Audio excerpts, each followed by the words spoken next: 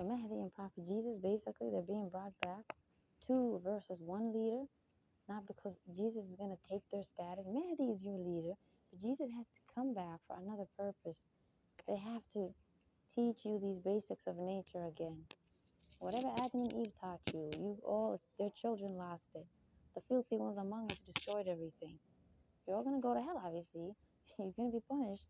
We call you to repent, but that doesn't mean you're not going to go to hell for raping and killing and having 4 fake females, wives, as Muslims, and raping that 9-year-old girl. You Muslims are going to go to hell. You Christians are going to go to hell. God is just. Well, he's still going to give you a chance to repent if you want. Don't connect that to then somehow you're not going to be punished. You know you abuse people. You can't be like, as a Muslim male, those females agreed with you in their fake rape cult of prostitution, fake wife nonsense you have. It's just a cult. It's like prostitution. You all just go to get so nasty. Just so you know, that 4 wives nonsense is similar to homosexuality. Because this female, at some point, her husband might say he wants to be with her and the other one around the same time. The other one is, if he just touched you and then he goes and touches her, that same private part just touched her. So he's going to mix the liquids that he see, God, this is how he guides you that is not from him. Why does he make liquids come out of the private parts when humans do that stuff?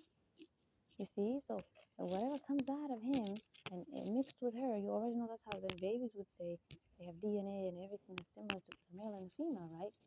It's husband and wife. Exactly, because things are mixing. So then do you see why the rapist is the highest evil in the world and God is not going to tell you to just simply punish them? No. Mahdi is going to come and destroy this gender, this male gender, that quality of rape. Mahdi is your greatest fear. I'm telling you right now. They're not like those prophets in the sense that I'm saying prophets are weak. They're powerful people, yes. But in terms of your lifetime, Mahdi is a villain to you. Because you don't know who you're dealing with.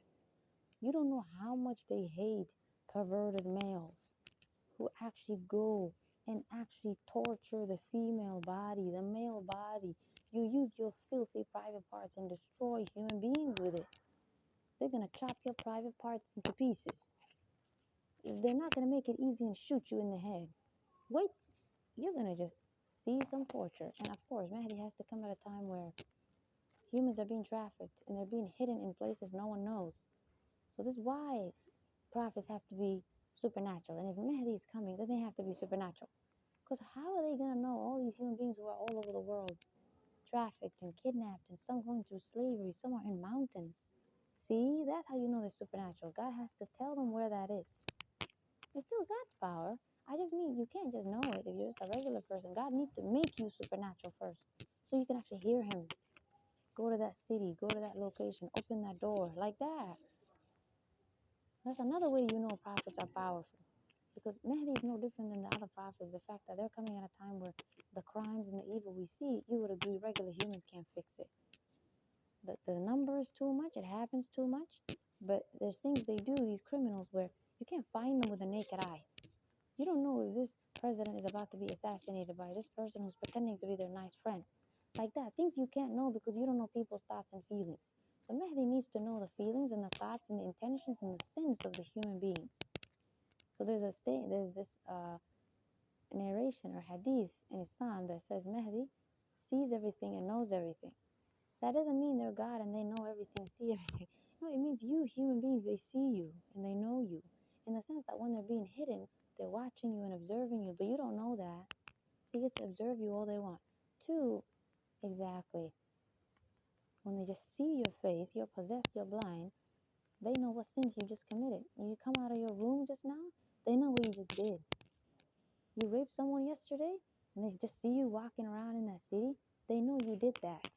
They can ask God to do something that would expose it. So you see why prophets are so powerful? They get to help us with things you and I would say a human cannot do on their own. But if they could, all evil would stop. The fact that you don't know what people do, the fact that you don't know what sins they're committing, they're abusing others, and the fact that you don't know other people, their thoughts and feelings. So that means all prophets knew your thoughts and feelings. So this evil about Nabi Muhammad, where they make it seem as if he and other prophets were just some dumb people surrounded by these hypocrites, and they tricked him and corrupted the Quran when he's just there because he's so dumb. He just recites it. He doesn't read. Mahdi is gonna fix that for you because the Prophet said Mahdi is similar to him. Not just character and appearance, but just means he's just like him. So whatever abilities Mahdi has, which I'm telling you right now, they know thoughts, feelings, and your sins and character. 2, exactly. They're gifted at writing. Whatever the Prophet they tell you he's deficient in, Mahdi is going to be excellent at it. That doesn't mean that they're somehow complimenting the Prophet. No, like, somehow like making up for what they. No, they are like the Prophet. Get it? So that's God's way of giving them a gift in something that they accuse your Prophet of not having. They say he can't write and read. A prophet cannot be dumb. They need to know how to read and write. The other way what I'm telling you is true. The proof is that what do prophets always do when they arrive? Any great prophetic leader. Exactly. Revolution of technology, or for us it's technology, sorry. Revolution of science and math, poetry, writing, literature, food, culture. You get me? Everything you would say. If a society is highly developing, there's some cool Renaissance event. That's what our prophet also gave the Arabs. That's why they are known for being poets. Just study Islam. They'll tell you after the prophet, Arabs were poets and they were writers. So Mahdi is going to be a poet and a writer. They're going to be gifted at it. It doesn't mean they're rich and people give them money. They're hidden. If they're hidden, that means no one's buying their stuff. It just means that's their gift, because God is saying, I'm going to give them the same gift as Prophet Muhammad, so that you, right, human beings, don't think your prophet didn't have that ability. Mahdi's going to have it. Mahdi's basically saying, everybody, my prophet had these same qualities I have. Don't just think I have it. I don't have it because they didn't have it and I need to help them or something. No, I'm here to expose the lies about them. So I basically need to have their character and morality. I need to be similar to them in their sexuality. That means your prophet is not going to mate with regular females. So Mahdi's not going to marry a regular human. They're going to marry someone powerful and supernatural. See? That means our prophet married someone powerful and supernatural. They're hiding it from you. That history is gone. You can't be like, I don't believe it. We're human beings. We can go back in history. We know your prophet Muhammad existed. But blah, blah, blah. No, because then where's Mahdi? Where's his lineage? Where's his birth? If this is a great person of Allah, or a great person of God, then why can't you find when he was being born? So just understand, God is what I'm saying. God, not what I'm saying, sorry. God is who I'm saying is controlling the situation. This improves you cannot kill these people. Because even if Mahdi was to say something, and you're like, oh my God, they exposed themselves, or we know who they are now. It doesn't mean that some enemy can come and look for them and try to get it. Because you humans are not persecuting you. If you hear what I'm telling you right now, you might be like, hey, if someone heard what you're telling us, and they knew who Mahdi was, wouldn't they try to bother them? Exactly, because you're thinking about regular humans. That regular president, right, was, somewhere in the world and he has some blessing and he's hiding from you. Not evil man over there who's a dictator can try to kill him, correct? Okay. But this is a person of God. They're not being persecuted by humans. So if you see them, you're just going to walk by them. You get me? You're not going to notice anything. But then when they actually become their true identity, the true powerful self, then you're going to run away. They can just ask God to sink you or something, okay? But what I'm saying is, demons are the ones who possess humans and bother the Mahdi, bother Muhammad, bother Jesus, Noah, Abraham, everyone, even Adam. Demons are the ones who are supernatural, so it's not weird. But they respect and admire and are afraid of these people, and they're weaker than them. The hero cannot be weaker than the villain. I just meant Mahdi's a villain in the sense that moral version of a villain, instead of someone sweet, like a hero. They're just very aggressive. Okay, so then whatever you see Mahdi having, the quality of how aggressive they are, your Prophet Muhammad was like that. And you're not going to be like, I don't understand.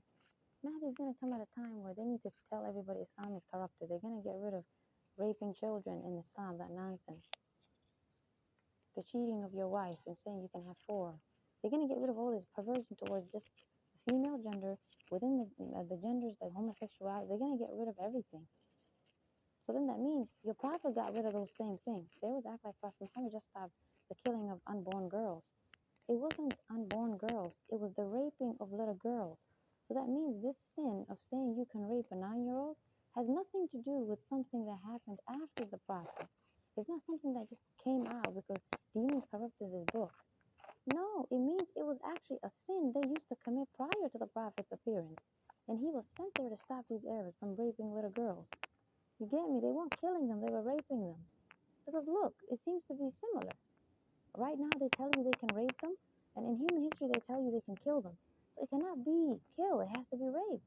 Because usually the sin repeats, you see? Then they should be killing them today. Why are they not killing them? God is showing you it's rape. You might be like, wow, where was the evidence? I can't just assume that. Mahdi is like the Prophet Muhammad. So when you figure out who Mahdi is, or when just Mahdi is coming, you might be like, well, I don't know who they are. You just told me I won't figure it out. It means now. It means 2024. Whatever evil is happening in 2024, these evil things happening, Israel, Palestine, or the global chaos, the global poverty, people fighting over religion, that's it. Just whatever's happening before this leader, people are telling you they're coming. It doesn't matter when they arrive. Just simply these periods. If I was to tell you, it just means whatever evil started to happen after Prophet Muhammad is no longer here is basically what Mahdi is going to stop. We can actually go all the way back to 1400 years ago. People keep saying that's how long it was from the prophet's time, right? But just to be specific, when global chaos started, everybody, when did it start? COVID. Okay, so some of these evil things happening now were happening before COVID. I know, but just focus on it. What's happening? Children are under attack by homosexuals. They want to rape them, but they want to call it something else. They're grooming them, they're changing their bodies without parents' consent. And okay, so children are under attack, not just the female child. Okay, but in Muslim lands, it's not the Muslim boy. Exactly, they're going after the female girl. But what are they doing? Rape. Homosexuals, all these grooming, all this. Even if the child changes their body and they become transgender and they do that to themselves, then what happens? They're raping them, correct? Your same gender now is raping you because you change your body to looking like the opposite. Either way, you're raping each other. So rape in the homosexual area. Okay, you already know kids are being abducted and raped every day. You already know trafficking, human trafficking is happening. Okay, another way of rape. Is rape? It's just another way to do it. Okay. Now you already know a lot of the government officials, your presidents, many of them are in the Illuminati. They're in some sort of satanic cult. You know that they do things like they eat children, babies, and they rape. It's always about babies and children, correct? Okay, stay with me. Go back. What are Muslims doing to children?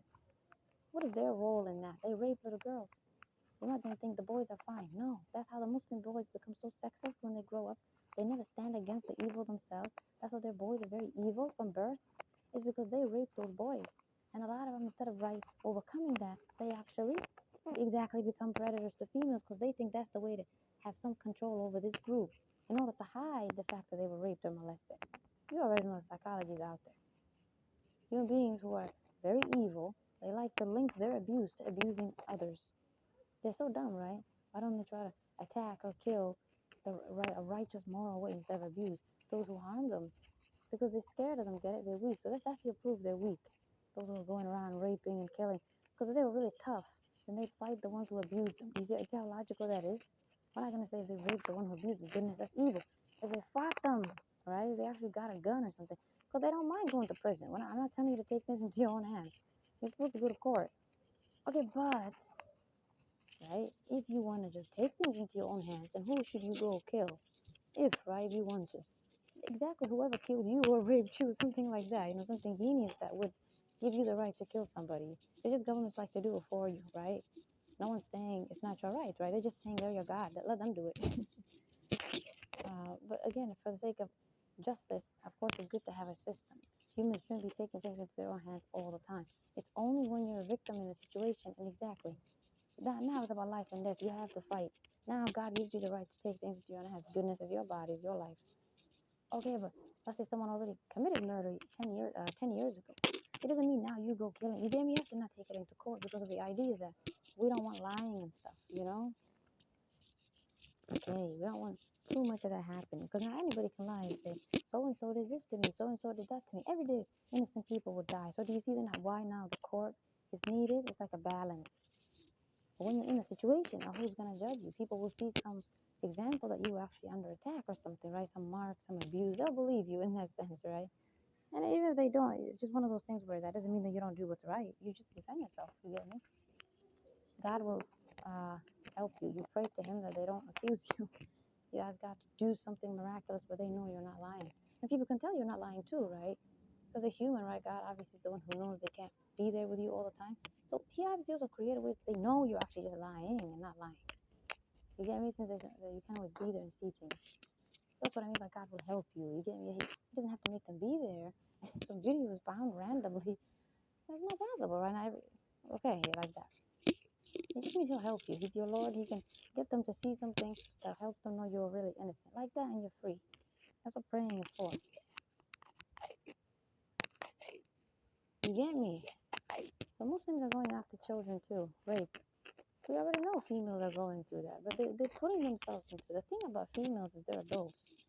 They're actually agreeing to these nasty fake marriages. So they're different. Yes, they're victims. Exactly. We wouldn't call it like that, right? Okay, but you're actually going after children. It's not the same. They're small kids. These parents are just selling them. Same thing here. No one's giving them permission to be raped, okay? The kid is just like the adult. God created them with the strength to say no and to fight and not be allowed to be harmed. That's why you'll never see rape happening to someone in an attack. It's always consensual in the sense that the human is not fighting. They're not doing anything. They're going with the kidnapper. They're literally walking right with them, you know? So it's not consensual in the sense that they're okay with evil. Yeah, don't call victims, right? Someone who wanted to be harmed. That's the point. This is where the devil knows how to flip things. No, they didn't fight. They didn't do what they were supposed to do. Okay. Well, these Muslim girls could have ran away. You get me? When they're being sold and stuff. Anybody has the consciousness. If you get the point, they're still kids, right? Okay. You can't be like Europe is nice. Christians are nice. They at least don't believe in that nonsensical Islam where they say, exactly, Europe is coming after your kids now. They're using LGBT to do it. You can't be like Christians don't believe that. Christians are saying it's okay to be a pedophile. Like, we know you feel that way. But even if it's not LGBT type of nonsense, it's still a pedophile. We wouldn't really say they're mixed in that way. A pedophile is with LGBT, yes, but then there's another pedophile, same character, but they come out a different way out of the actual religion, Christianity, where they might try to use religion to say, this is lust, this is one of the sins of the earth, you get me? Devil flips everything, everybody. It's not hard to know what I'm saying. Lust means something normal, something sexual between a male, female, unrelated. Unrelated means not blood related, not extended, like cousins. So the cousin nonsense is going to stop when Mahdi returns. Okay. And God will teach Mahdi the age limit of marriage, the age of consent. Everything he would say is allowing predators and perverts, right, to just roam around and say, God didn't create limits. They can just do what they want. As if humans are some objects they're just buying, you know? So, right? Not more than 5 years age difference with a completely unrelated person to you, the opposite gender. Both of you need to be healthy adults. That's it.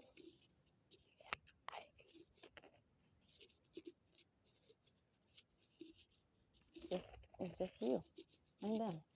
You have to be attracted to each other. You have to choose each other. You have to want each other. There's no such thing as arranged marriage. Nobody's going to destroy arranged marriage.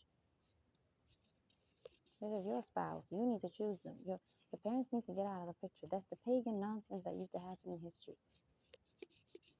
So you see, it's always perversion. It's always perversion. It's always perversion. It doesn't matter if it's in the children, the females, the males, the marriage, they cheat. It doesn't matter if it's within the same gender. It doesn't matter if it's animals. They're raping dogs now. It doesn't matter if it's pests. They literally are raping pests. It doesn't matter what they do. It's just perversion and sexism. So you cannot say God's religion is not corrupted. You know? This is all it will also tell you it's okay to do. It doesn't know how to defend itself either. It doesn't know how to tell you it's holy. It puts your life in danger. You already know, therefore, Mahdi is a prophet, because a prophet is the only one who can stop evil. Regular people cannot. Regular leaders cannot. So that means they have to then be supernatural. Then that by default means all your prophets were supernatural. And all these great men in history were prophets. And some are not. They're just fake characters and make names up. Right? But those who we could all agree existed, well, they were prophets. But they were just wonderful men in history and wonderful women in history who were just kings and queens and did righteous things for their people. Like that. You give everybody their status and their rights. Don't destroy one group. Don't say the humans who are regular didn't do anything. I'm just talking about religion here. When God himself is choosing someone for you, there's no such thing as chosen in the sense that someone actually got chosen. Because there you go. It's that status. The devil doesn't want you to see they have status, that they were already created better and stronger than you in the fact that they're supernatural and highly righteous. You would agree someone more moral than you is better. We don't mean some other bad better. It's a good better. Okay? He doesn't want you to connect that. So he has to say they were chosen. So there's this nonsense online circulating about gang stalking and chosen ones and 140 something thousand. That's nonsense. Only prophets come to save everybody. If there's anyone who's a human, but they're so cool and powerful, it's just a prophet.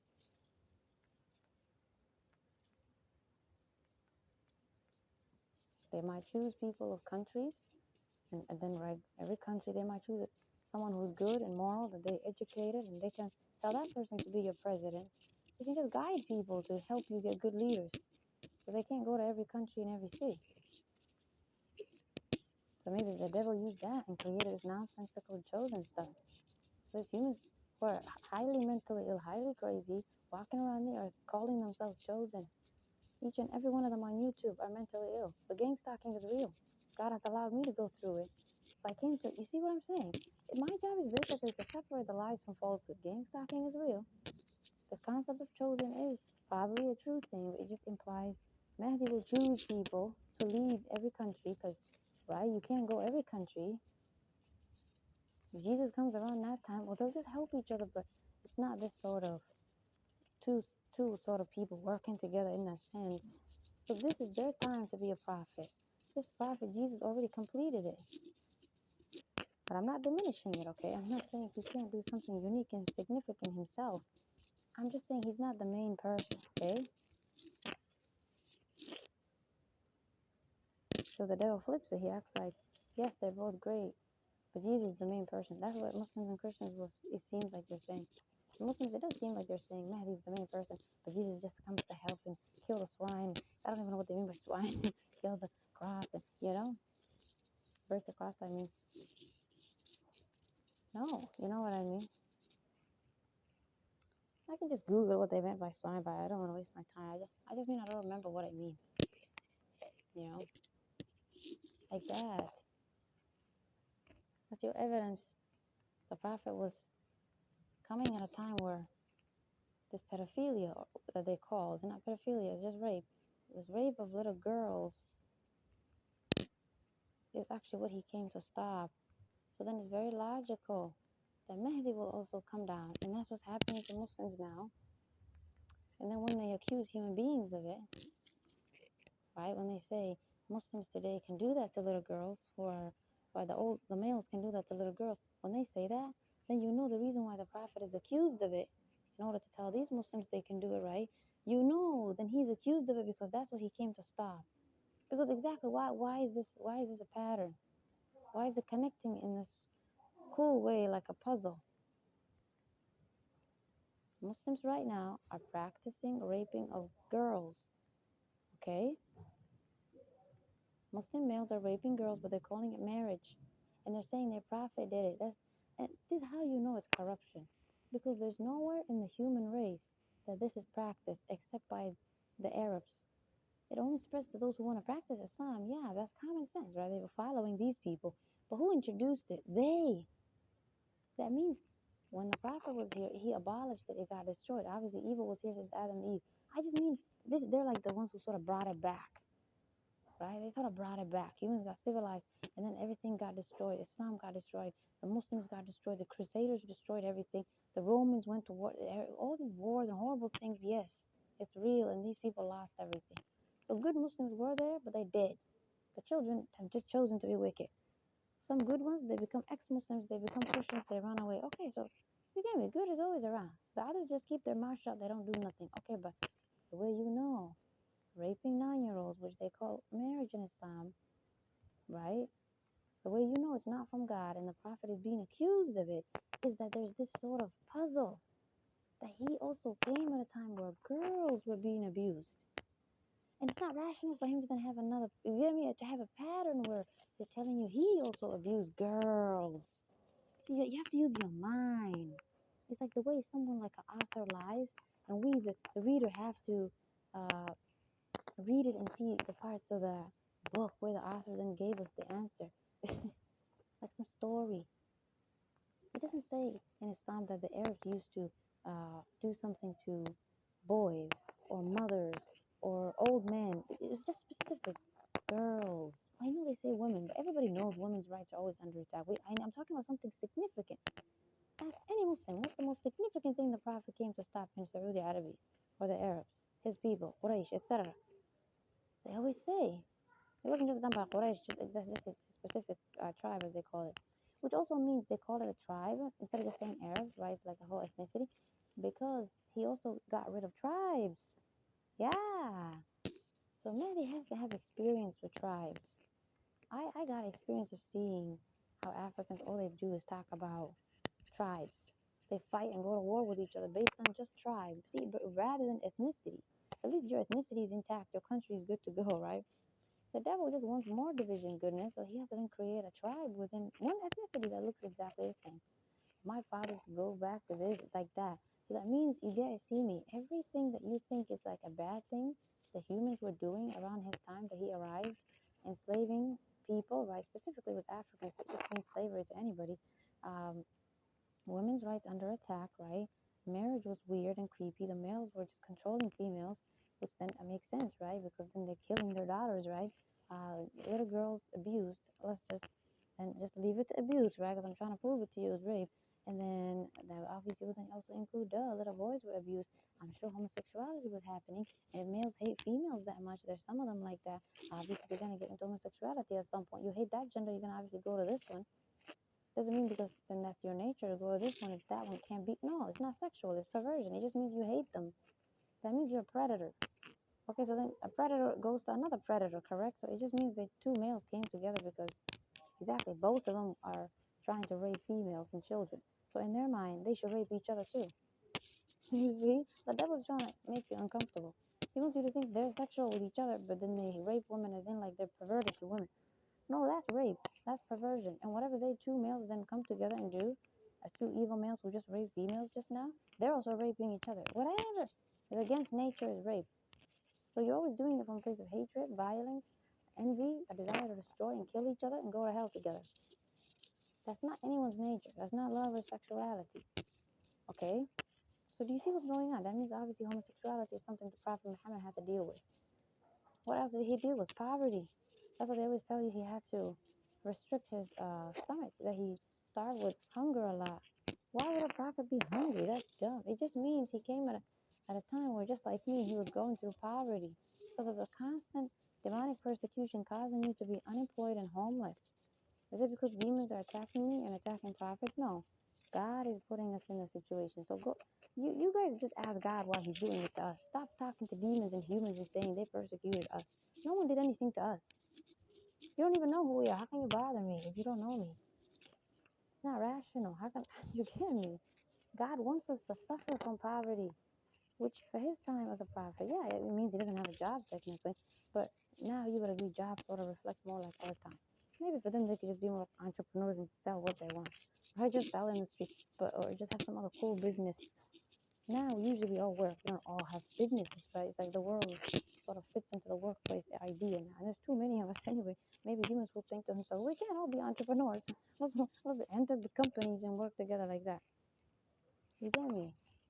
So the prophet always was attacked with money, which then leads to poverty. isolation because he's an orphan. He has nobody, so then it's easy. But his family was against him, right?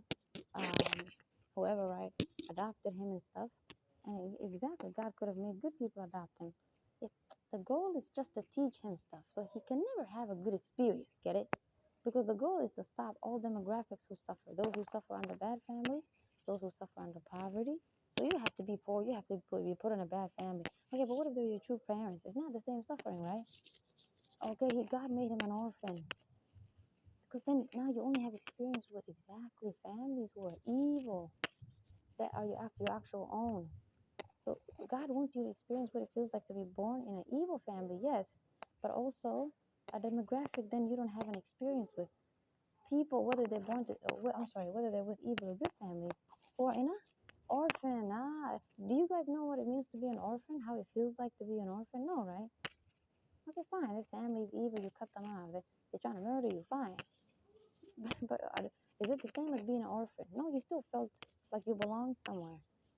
You still felt like they're just bad, yes. But when you were first born, usually they don't attack you at the beginning. Usually, you might at least you might feel like maybe your uncle was nice. Maybe these ones are. There's always someone in that family, since everyone cannot be evil, right? An entire family line. Either way, even if they were all evil, at least their extended members, or maybe one of them was nice to you, which is what they mean by his uncle was nice to him. I don't think so. I don't even think there was anybody. And there you go. Maybe that was a suffering where his uncle doesn't enter Islam, maybe like that. It doesn't mean that he cannot make someone agree with this beautiful religion that gives you all these rights that I'm telling you Mahdi will start to tell you is also your rights. It doesn't mean Mahdi is giving you the rights. God is doing it. They're just telling you. This is from your Lord, everyone. Come over here. I gotta talk to you. That's how they're gonna call you. Very, very nice. You're very friendly. I'm the prophet of God. No one's gonna intimidate you, okay? They're very friendly, very nice. It's a good person you can just chat with. Everybody knows the prophet was like a friendly young man. But then they accuse him of being 40 and 50, so old when he started prophethood. Because the devil knows that's a good thing for God to do, right? Pick a young person, but not too young, right? So he was probably 30, but there you go. He's going to lie, accuse him of being 40 when he started prophethood. I remember always telling God, whatever you want me to do for your creation, 40 is so old, you know? Like that. It's like he guides me by making me hate something, and it's his way of saying, you're right. You hate it so much because I put that inspiration into you that it's not logical, it's not just, it's not healthy, right? So like that. So the hunger, right, is not random. Why are you hungry? They always tell you people knew him. He was an honest man. He was a good man. Okay, so why are you poor? Where's the food? Why don't they help you? It doesn't mean that they were poor with him, right? No. These demons are possessing these creepy kids right now, and they're just waving and staring at me, but they're literally from outside the building. They cannot see me inside this building, you know? That's how you know they're demons. They just want to irritate me. Why they keep using children? Their parents are with them. I just mean they're creepy as hell because God is trying to teach me this is what's about to happen in the world. Kids just being on their own and being criminals on their own. They're like a pervert. They're creepy. They're trying to touch you. They're waving at you. They're trying to irritate you. They're violent. So you see, that's not persecution then. Whatever evil I just saw wasn't directed at me. I just learned that's what kids will start to do in this world. And if I came to help you, it's like I have to know ahead of time. But because I'm seeing it so much, it seems like it's directed at you because your eyes have to see it, right? I didn't hear someone else tell me. That's why then prophets were not persecuted in that way, you will think. Yeah, they suffered. We wouldn't say something wasn't bothering them, but it wasn't directed at them. It's just God, in order to show them, He does make them suffer with it. Actually go to jail, actually like that. So technically, the suffering is basically, it's going to follow the basics of suffering, right? But I think this kid is going near my backpack, which has my wallet and stuff in it. I think I was trying to teach me to be like a thief or something. These parents tell them, these parents, I told you, hey, these parents tell them, excuse me, get the hell away from me. That's a demon. Um, I have to protect myself from them because their parents tell them to go and steal from somebody. So I just realized my wallet is here and I left my backpack. So you see what I mean? It's like God will protect me in many ways. Demons really cannot steal from me in that way, but It's like I have to see it. So it causes a lot of anxiety. So you might then think to yourself, why would a kid do that? If kids are evil, evil kids existed in human history. I know, but it's like, there's these demons who come out. Adults who are teaching and telling the child, go and steal from that person's backpack. Go. Do you see that little money? They also give them their phones and tell them to go into bathrooms and record people. So it's really adults. I know you would think, right, they know things, they teach them. I know, but kids sometimes learn things some other ways, right? Right now, what I'm saying is the adult wants to steal from you. You get me? It's not because they're a bad kid and they just, no, it's because that actual human wants to steal from you or record you in a bathroom, but they don't feel comfortable to put themselves in that situation. So you see how they think it's smart to use a child? They think there's no punishment. The child, we are going to punish kids, okay? So, man, they will punish children, just so you know, and they will punish teenagers. So, that's what I mean by I'm not a regular person. Whatever I am seeing, it's only going to happen in a way where you guys won't understand what the kid was doing. It just looked like they were just running around. But God lets me understand it. Why was my bag open a little bit and I just walk away from it? I'm walking back and forth in this building just trying to record this. You get me? God allows me to have such an experience where I don't necessarily close my bag and I move away from it. I'm in a building where I would want to move away from it because they surround me and I need a privater place. And then that kid, like that, goes to it and that's a demon, not a kid. So then now do you understand why there's so much children and teenagers committing crimes they're not known to necessarily do in that way, right? Exactly, because these are demons who are actually coming to our earth. You know how you guys know about aliens coming down and zombies coming down? Yeah, that's just stories demons created in human history to symbolize the fact that they're possessing people and coming down in that sense. You get me? But I'm going to teach you what they actually um, will do in other ways, the end of the world in other episodes. But right, that prophet, therefore, they have the story of him in the hadith books where he had to tighten his belt with something. You know, like you take a cloth, you just tighten your stomach with it because you're hungry. Um, all these demons were made to put me through was exactly unemployment and homelessness, and that means I'm constantly having to deal with hunger. You know, so all of us have to go through the same thing. I'm not telling you who I am, but in order to explore, whatever, you get the point. We have to go through the basics of the suffering. So I'm sure other prophets were suffering with hunger at some point. You think because it's basic, losing your freedom, right, going to jail, being accused, having some injustice done to you like that, um, losing money, having no food, being isolated, maybe not having a good family, right? Or the family was good, but maybe you're an orphan, you have nobody, having no friends, not getting married early enough because they marry supernatural prophets, obviously, of the opposite gender. So they need, right, unrelated to them, not more than 5 years age gap. They need to wait for them sometimes. You know what I mean? So, like that. It's like everything therefore becomes suffering. The whole life seems hell. So you human beings, this is then your answer when you say something like that. But this world, humans were created to go through trial and test and suffer. But the prophets don't seem like they're like us. They don't seem like they're suffering because you just told us they're so great and powerful. And exactly. So guess how God balanced it out? Almost 31 years. Versus you guys just suffer every now and then from a crime here and there, right? 30 something years, demons are following them and causing them all this suffering. Wait, what are you talking about? They suffered. But guess what suffering they were put into? Not just generic suffering that humans go through. So then it's not random suffering. It's the suffering you guys go through. So you can't be like, they didn't suffer like us. Okay, fine, we agree they suffered, but they didn't suffer like us. The us part is nullified. Okay. But then God makes them suffer specific persecution that exposes them. They're honorable, so this has nothing to do with the suffering. They just see it as evil.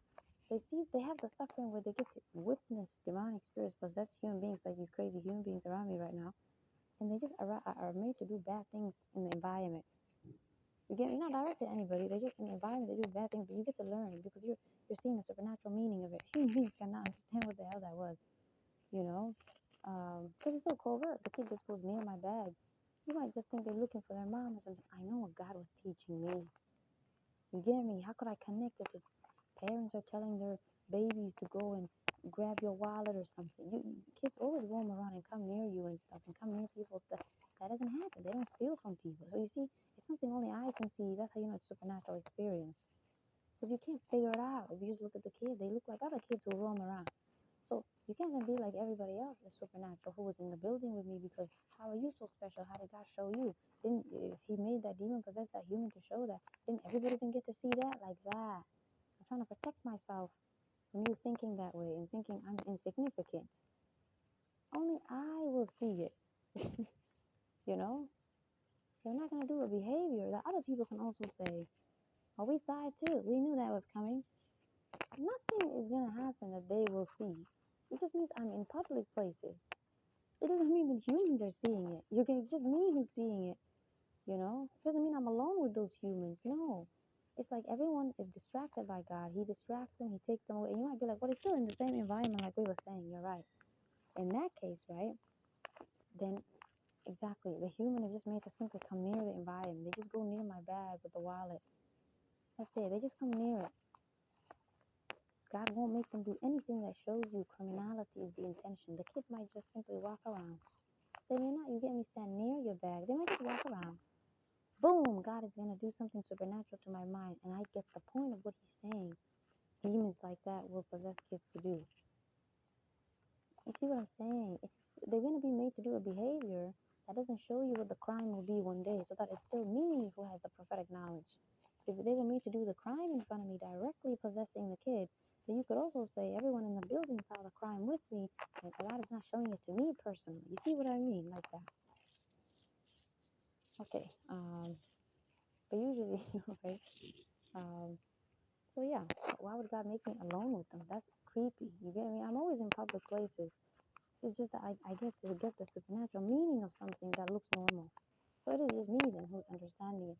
God just needs to bring the party who's being used. A kid, a teenager, a dog, a cat, this woman with all these children. I just need to see them in a public place, right? Just simply there. And then one of them, God will put my attention to them. It's not hard. These demons were just creepily waving at me from afar. they get your attention, you know. You might be like, anybody can wave at you. No, not that kind of wave.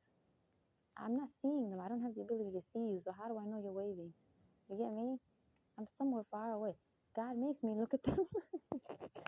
Okay, so anyways, the prophet suffered from hunger and poverty because all of us have to suffer from poverty and hunger. So then that also means the time, and this is for Muslims, the time you guys believe he was hungry, right, or suffering from poverty, it means it was before prophetichood. A prophet is not going to suffer when he's a prophet.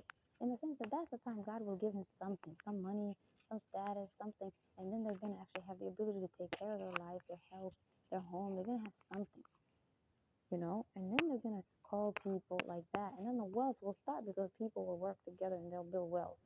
You can't do that alone. All of you need to work together. He doesn't need money from you. He's trying to help you make money, you know. But is he gonna just be like your God and just simply say, "Wealth, come out," and wealth gonna come out? No, right? You humans need to listen to what they teach you, and you're gonna produce a lot of wealth and fix injustice like that. You have to listen to them, okay?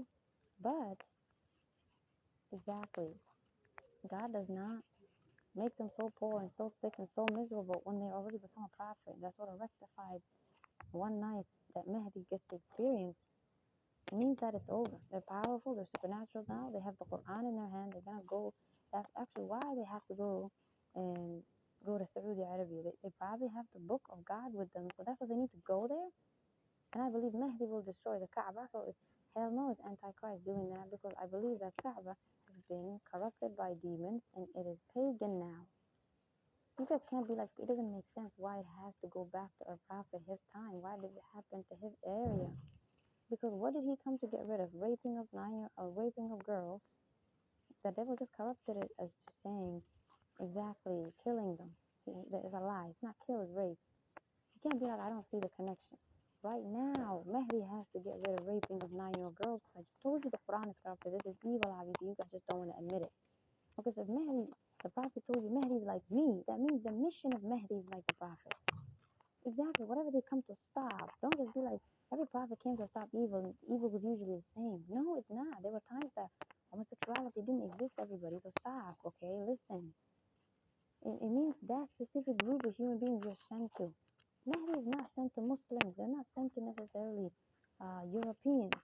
They first sent to Arabs, okay? But then Muslims overall, because right, their culture, their religion is spreading to others, right, who are not Muslim, and they're converting to Islam, and they're now doing the same sin that was just in Arabs in this recent time. Exactly, raping not your 9, goodness, raping girls. Okay, so you get me? Whatever Mahdi has to stop in the Muslim world, it is basically the sins that the Arabs that you all think were bad people, you think hurt your prophet, right? They didn't listen to him, they bothered him. It was demons, obviously. It's not real. They're learning stuff. You get me? It's actually the same sins that those Arabs were doing when the prophet came to them and said, "Stop it." You get me? Those same sins versus some other sins came back. And they just put it into the Quran. They put it into the same people who was supposed to get rid of it. So it's like a double attack in the devil's mind. It's like a yes, it's like a double win. Because instead of teaching people over there the evil things these people used to do, the prophet came and stopped them, and now they become great people in terms of like, right, their ancestors, their future children became great people. Those ones can't become great, they're evil, right? They have to obviously be killed. Heinous crimes like murder, rape, you have to be killed first. So obviously those Arabs weren't entering the religion, they had to be killed. Okay, justice has to be served. So Mahdi is gonna basically tell a lot of Muslims they need to kill you. You guys can't be like, I won't agree to it. I don't have to agree. Who cares? God is gonna kill you. Basically, their job is just to say, right, this is what the justice system they're gonna build using God's law says. You Muslims need to be killed for these types of things you've done that you have been calling normal. Okay, so in certain times, in certain situations, God will just do the killing. But those who actually follow and repent and say, yes, we accept our punishment, we deserve it, you're the next leader, we pledge allegiance, we repent, that means that, yes, we have to be punished, now they're going to kill you. So it's that whole sword stuff. They tell you the prophet would wait for someone to repent and then kill them, right? There you go, they corrupted that. No, they had nice court systems. No one was conquering and killing people in a sword.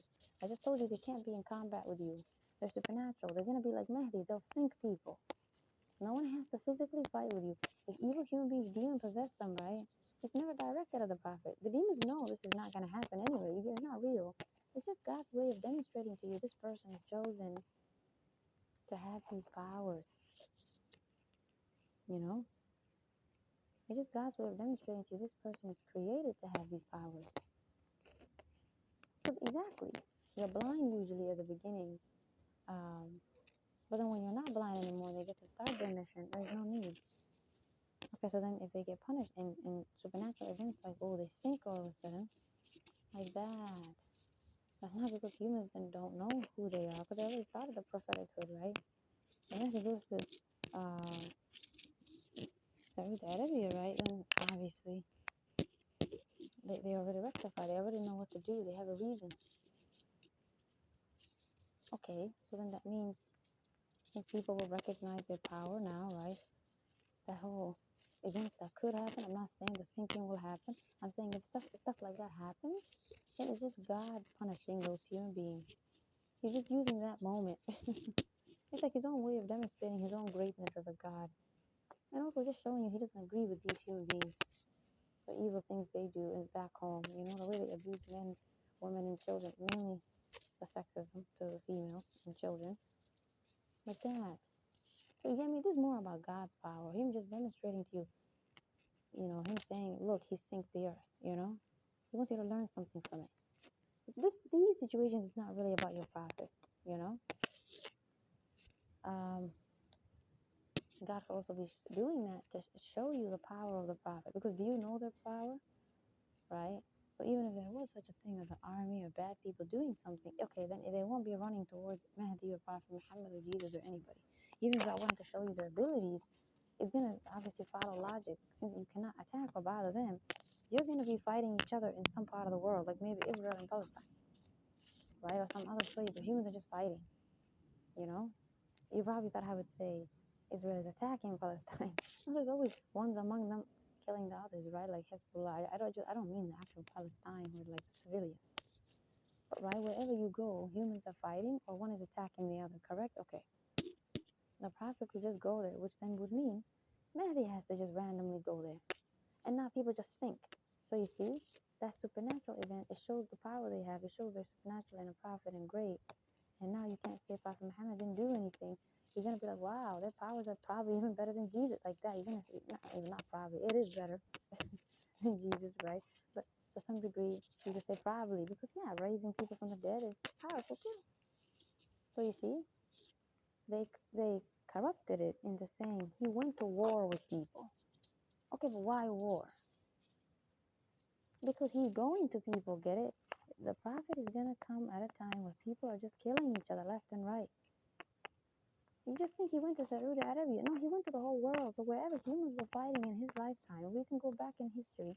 Around that time, you guys know what Europeans were doing, what Africans were doing, what Asians were doing. He went to everybody. Arabia is just one little country, Saudi Arabia. He went everywhere. You guys can't be like, I don't believe he traveled and went anywhere. Don't they tell you he immigrated? People didn't listen to him and he had to go somewhere else. That's corrupted. One, I believe people listened. And it's going to be symbolized by when Mahdi goes to Saudi Arabia, exactly whatever the Arabs do this time, they probably will just submit, regardless of how evil they are. I think that symbolizes the actual Saudis also submitted to Prophet and just said, okay. You know, not how evil they are. I don't think they were fighting like the Quraysh nonsense. This is nonsense.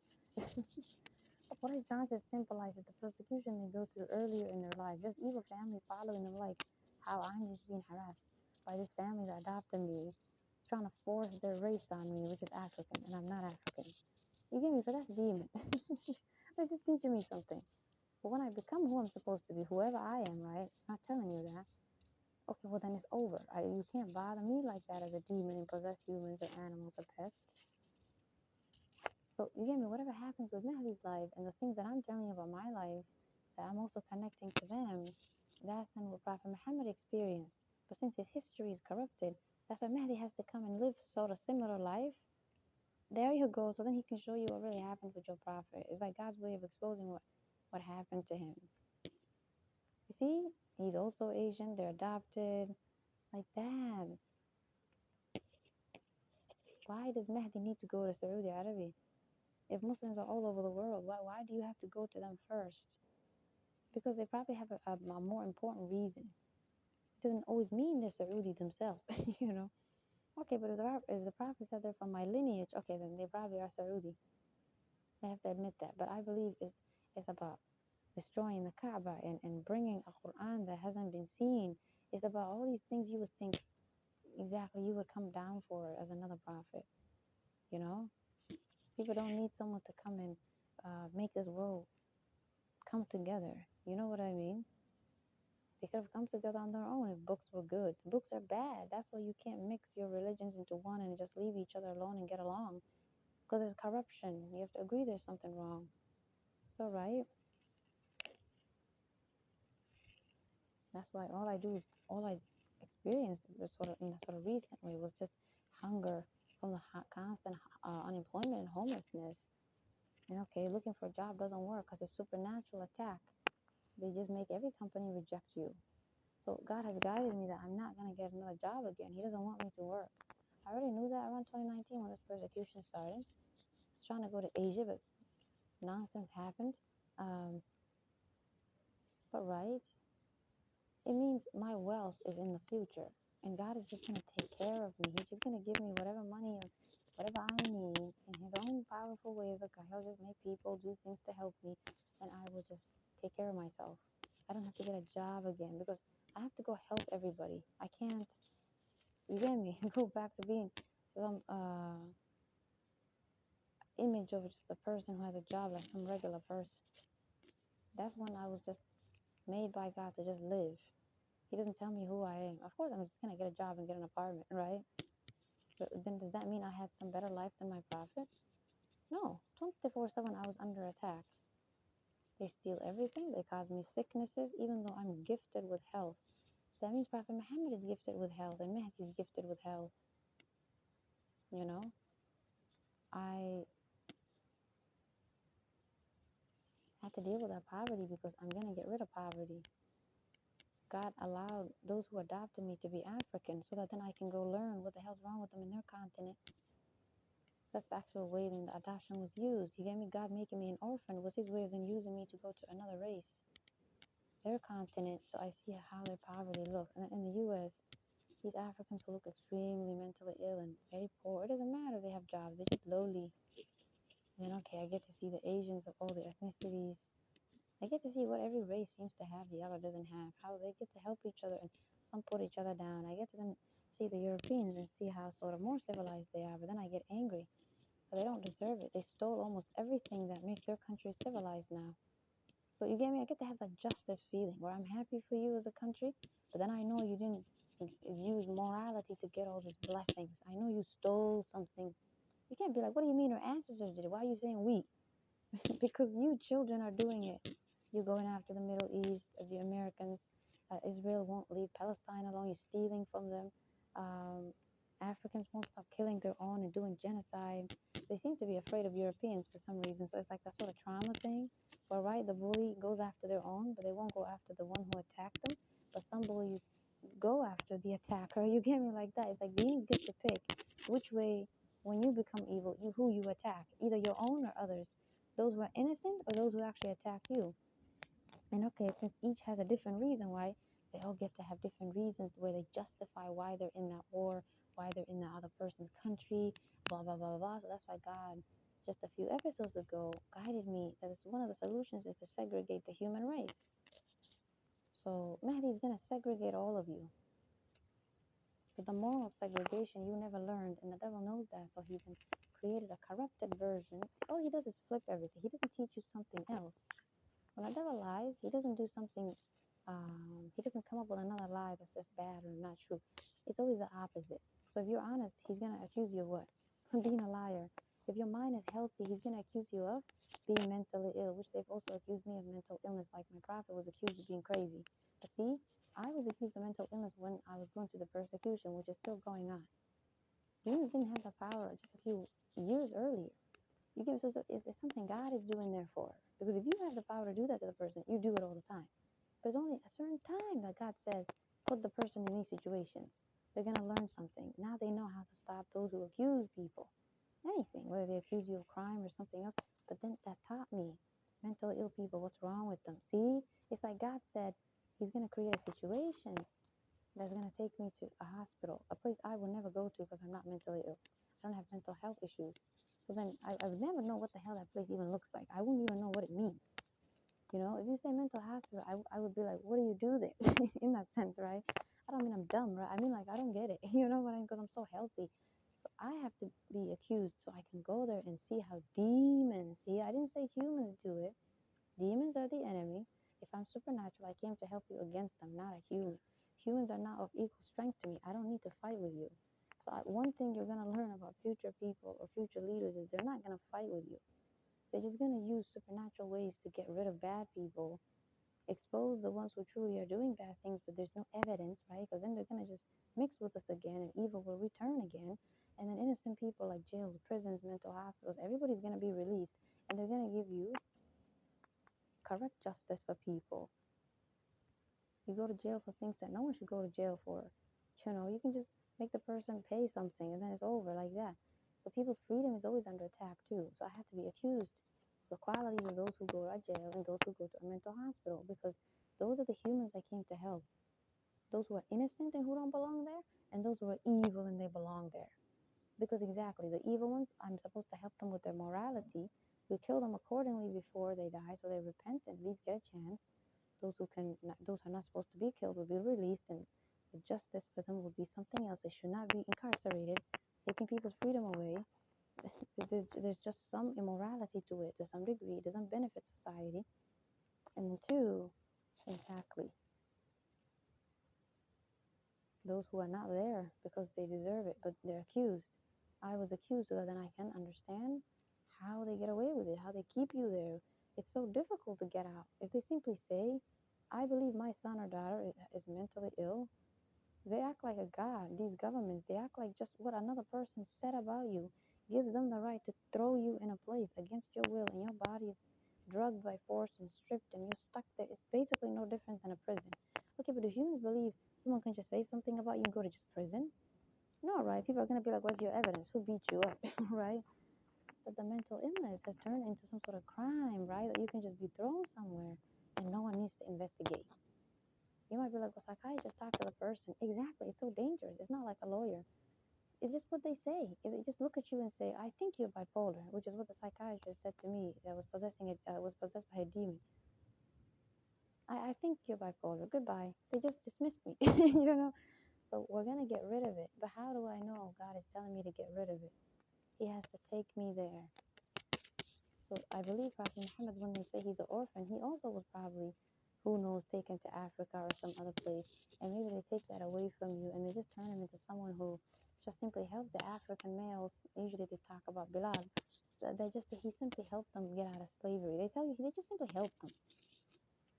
Maybe they had a much better connection. Maybe they raised him while he was there, you know.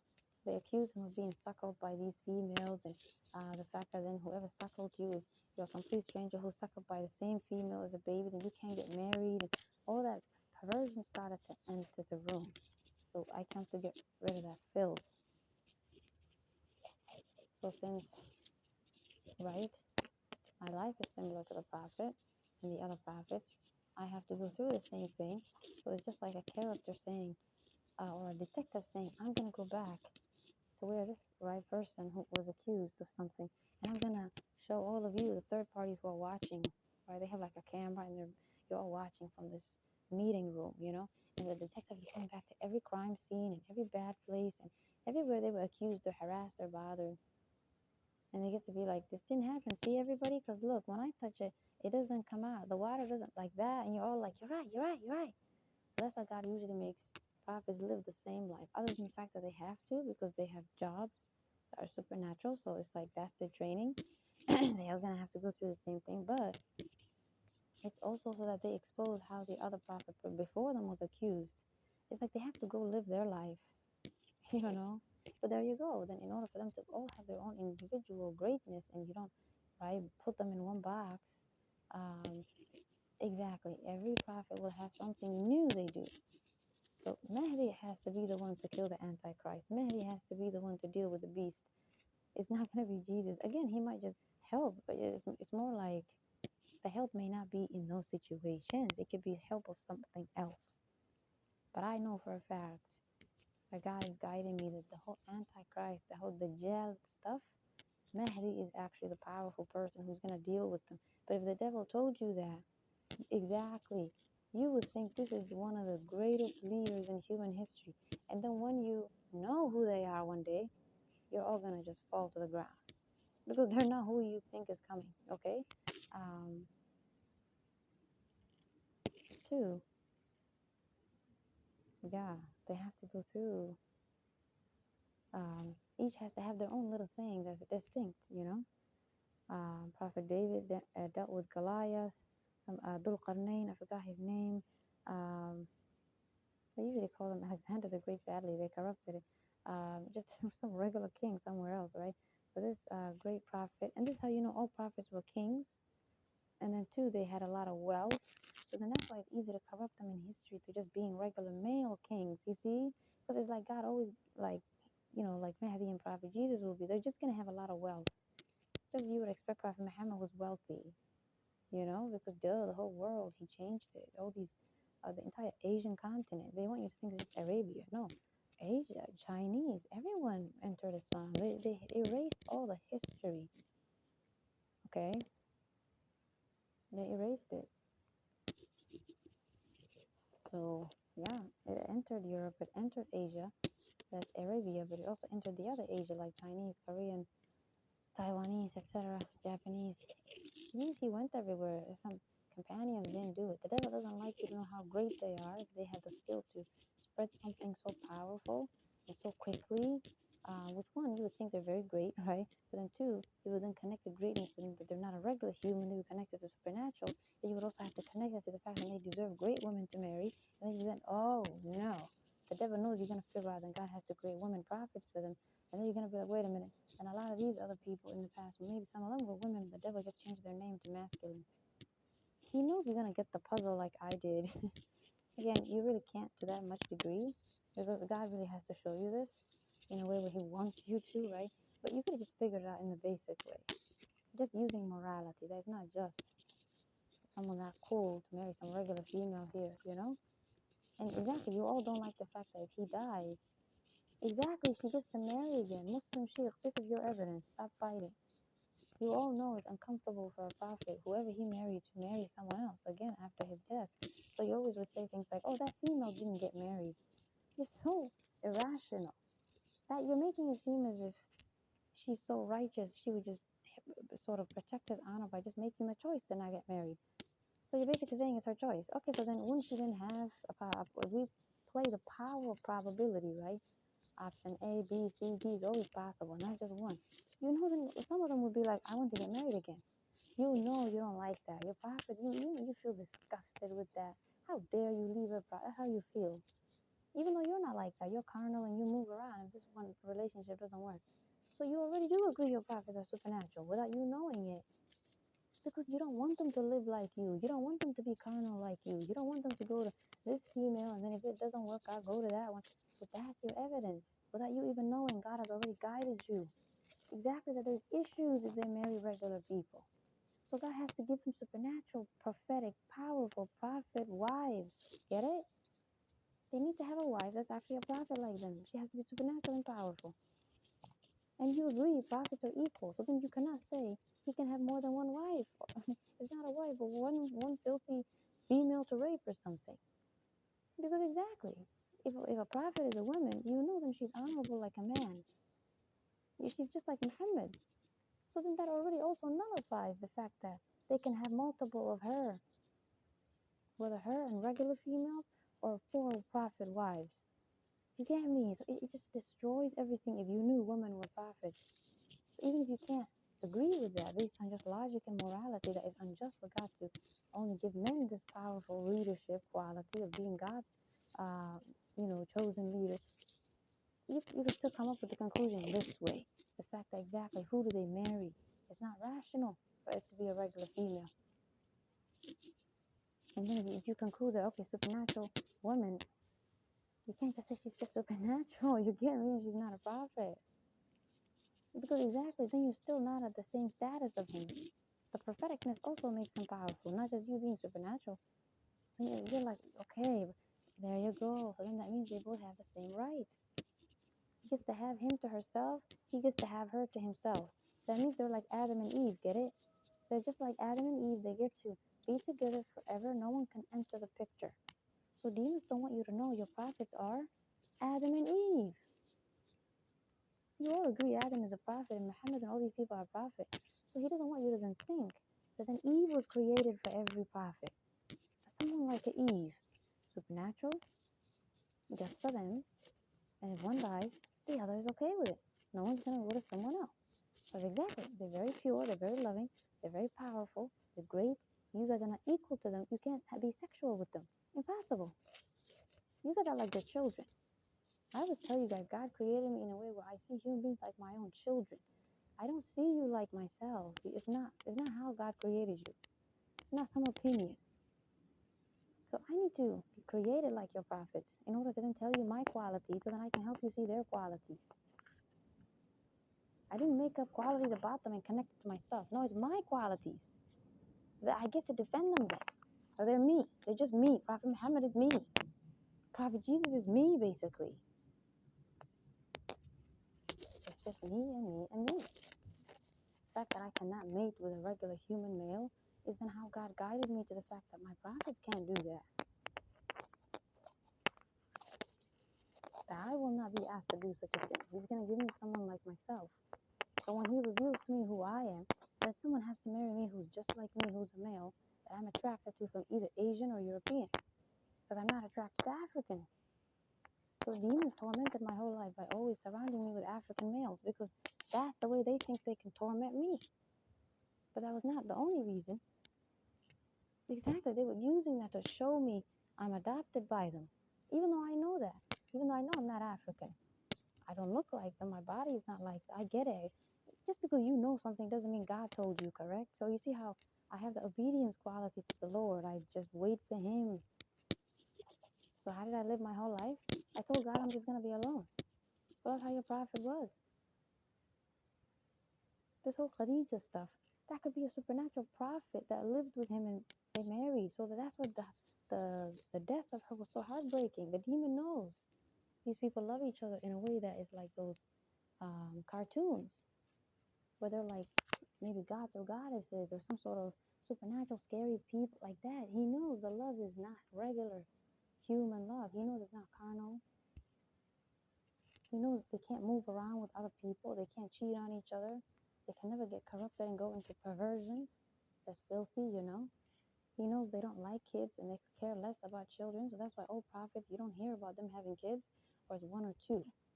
Usually two is the maximum because they're an example for you. That's what God also wanted for you. Just relax and stop tormenting each other in the female body, and just relax. This is a companionship. It's not about, well, let's breed, we're gonna die. Disgusting. Demons taught you nonsense. But see, then that's the area they corrupted. They tell you, he told you to breed with females, otherwise divorce her, go to that one. Tell her she doesn't have the choice to say no. She has to do it, otherwise it's a sin. Can you believe a God telling a woman, if you don't have another kid, I think you're a sinner?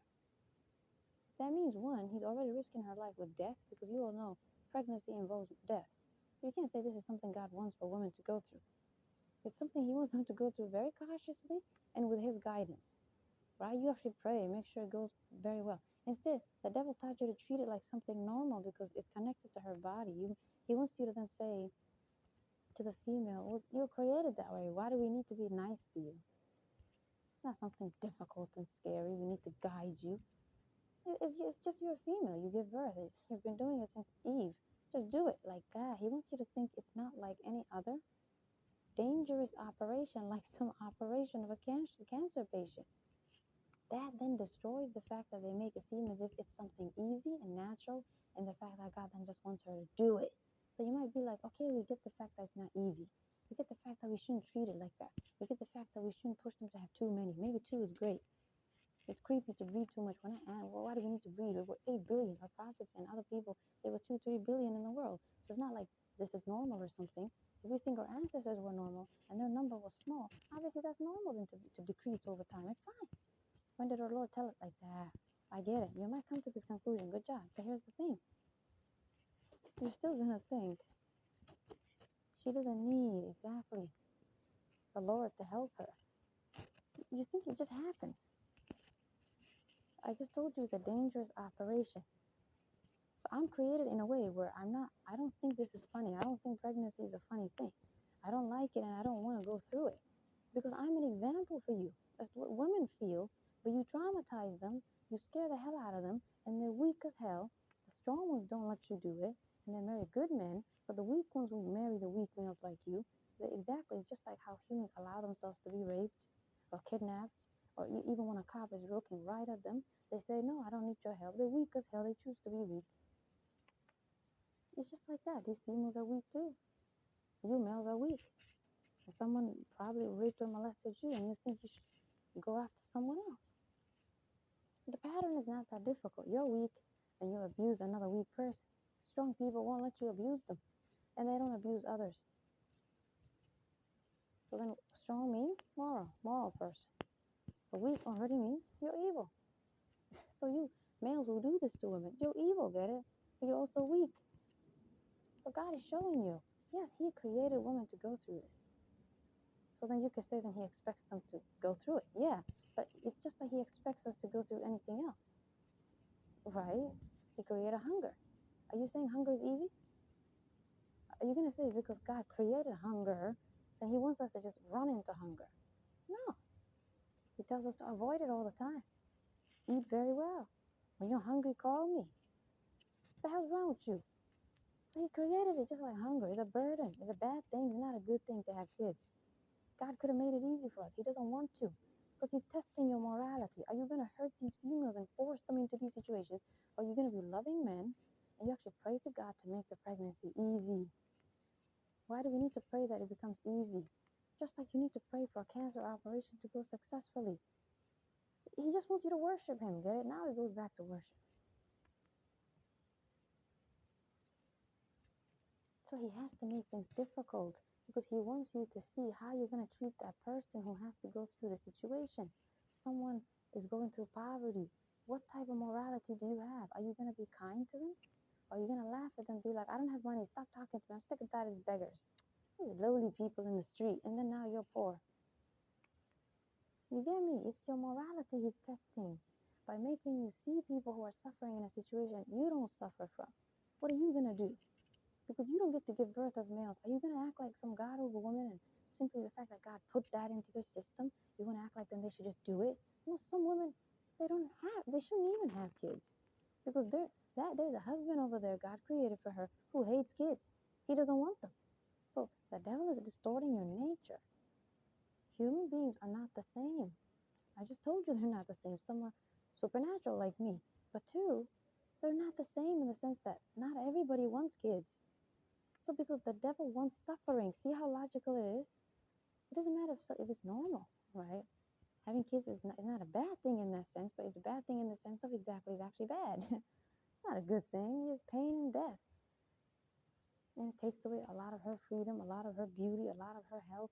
So you see why he wants you to go through it with guidance, exactly. You guys guiding her, you guys making sure you're with her, and then that you pray. You pray to God. It's just like making sure this doctor really knows how to treat your leprosy. So pregnancy is like a disease. You have to treat it like a bad thing. That everybody has to work together to make sure the person doesn't die. But the devil, see, this is how you know it's the opposite. Whatever description I just gave you is not some random description. You would agree it's the extreme opposite, right? Because that's actually what it is. The devil's version is that it's something normal, nature. Shut up, just go through it. Why do I care? I didn't create you with it. You're a female, just do it. I didn't do anything to you. What did I do? That's your body. How am I mean to you? How am I sexist? That you just keep talking and raising your voice. Because that's the extreme opposite version of the fact that it is basically no different than a disease. It's a bad thing. And God is the one who puts her through it. But if you think you males are putting her through it, you think it's you, your sexual act that produced the child, because there you go with a sin you're committing against your Lord of acting like you're the God here. So that's why it happens more in males. Not because you're the opposite and you don't give birth. No, what if females did that to themselves? What if they abuse themselves to have kids? They usually don't. They're happy to just do one or two. You're the one bothering her. So you see, I don't want you to just think that makes sense because you're not in the situation and you would normally bother her if you're bad. No, think about it. It's because the male gender demons taught you to act like a god. They taught you to act like you created the baby. God creates the child, get it? So God is testing the male gender.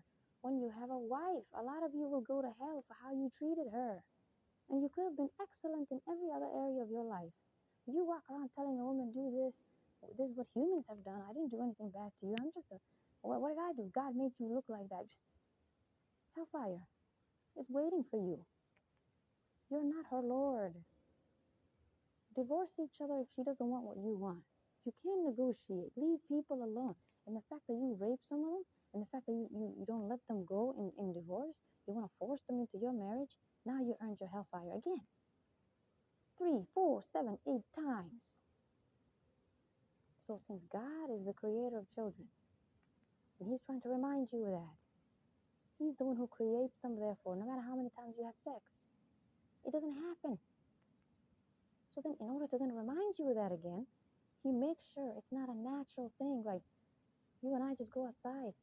We just walk. If we have legs, you would agree, I don't have to do anything to my legs every day, like put on shoes. I don't put on my legs every day. I just go out. My legs are always on my body. That's what's natural. As long as you have to go through a situation or you have to make sure this person doesn't die, things don't get complicated, we have to be careful with you. Are you okay? Are you breathing? It's not natural. It's a suffering God created that will test morality. So it's actually a test. If it was natural, it would just happen on its own. No pain, no suffering, nothing. It just happens. She doesn't need your help. Hey, so and so, yeah, I just had 3 kids. Really? Yeah, come see me. Instead, dead. She has to run to a doctor. No one knows a doctor. She has to sit there crying. She might die that moment. Angels, who knows, are trying to help her, but it's like, it's not natural. The experience is not natural. What I mean by natural is it's not normal. It's not healthy. It's not safe. It's not comfortable. So what is it? It's like a disease. So don't you then agree? It doesn't make God evil to put a disease on us. Okay, it doesn't make him evil to put pregnancy on someone. It's just, is it the intention to just put you through it simply because it's fun or because he thinks it's normal for you? No, he doesn't think it's normal for you. It's like a disease. It's difficult. It's painful, and you're gonna die. So what is it then? What's the goal of it? He wants you to treat it like a disease. Exactly. Something that comes every now and then. He doesn't want you to have too many kids. And the reason of the disease then, right, comes every now and then. God doesn't give you a disease every year, right? You all get a big sickness one time and you're done, right? I didn't say it like sickness. I mean like disease, you know? What is the goal of the disease when God gives you a disease? He's testing your morality. How do you treat others and yourself in that sickness? How you treat sick people matters, right? You're going to go to hell if you abuse them. So how you treat women who are pregnant, obviously you're going to go to hell if you abuse them. So the woman is supposed to honor herself, even if she has to lose their husband in the process, and treat herself like a sick person when she's pregnant. Exactly, that care, that gentleness. So just as we don't say to people who have a disease, well, God created this, it's a natural thing. Why do I need to be gentle with you? Just go and do it. Why are you saying that to women then? It's also something God created. You don't treat disease like that. You don't dismiss it like that. You really don't like it when people go through it. You cry. You're in that room of the medical hospital and you hope they don't die. You hold their hand. Why are you treating her? Just because it only happens to her gender. It's just like then a disease that only happens to her gender. Get it? It's like that. That's how you should treat it. Why are you treating her? Going through something similar to that disease. But you don't treat people like they deserve it. It's their responsibility. It's normal for them to go through it because God did it to you. You don't treat people who go through disease. Also, God does that to them. You don't treat them like this. You just shut up and go through it either. But why would you not want 3 more kids with me? Well, that's your nature. You're a woman. And I'm going to go marry someone else.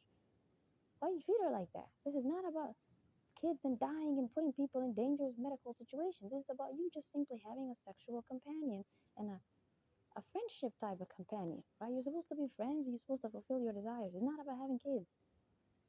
But how are we going to spread our species? God creates children. Can you just stop? He'll figure it out.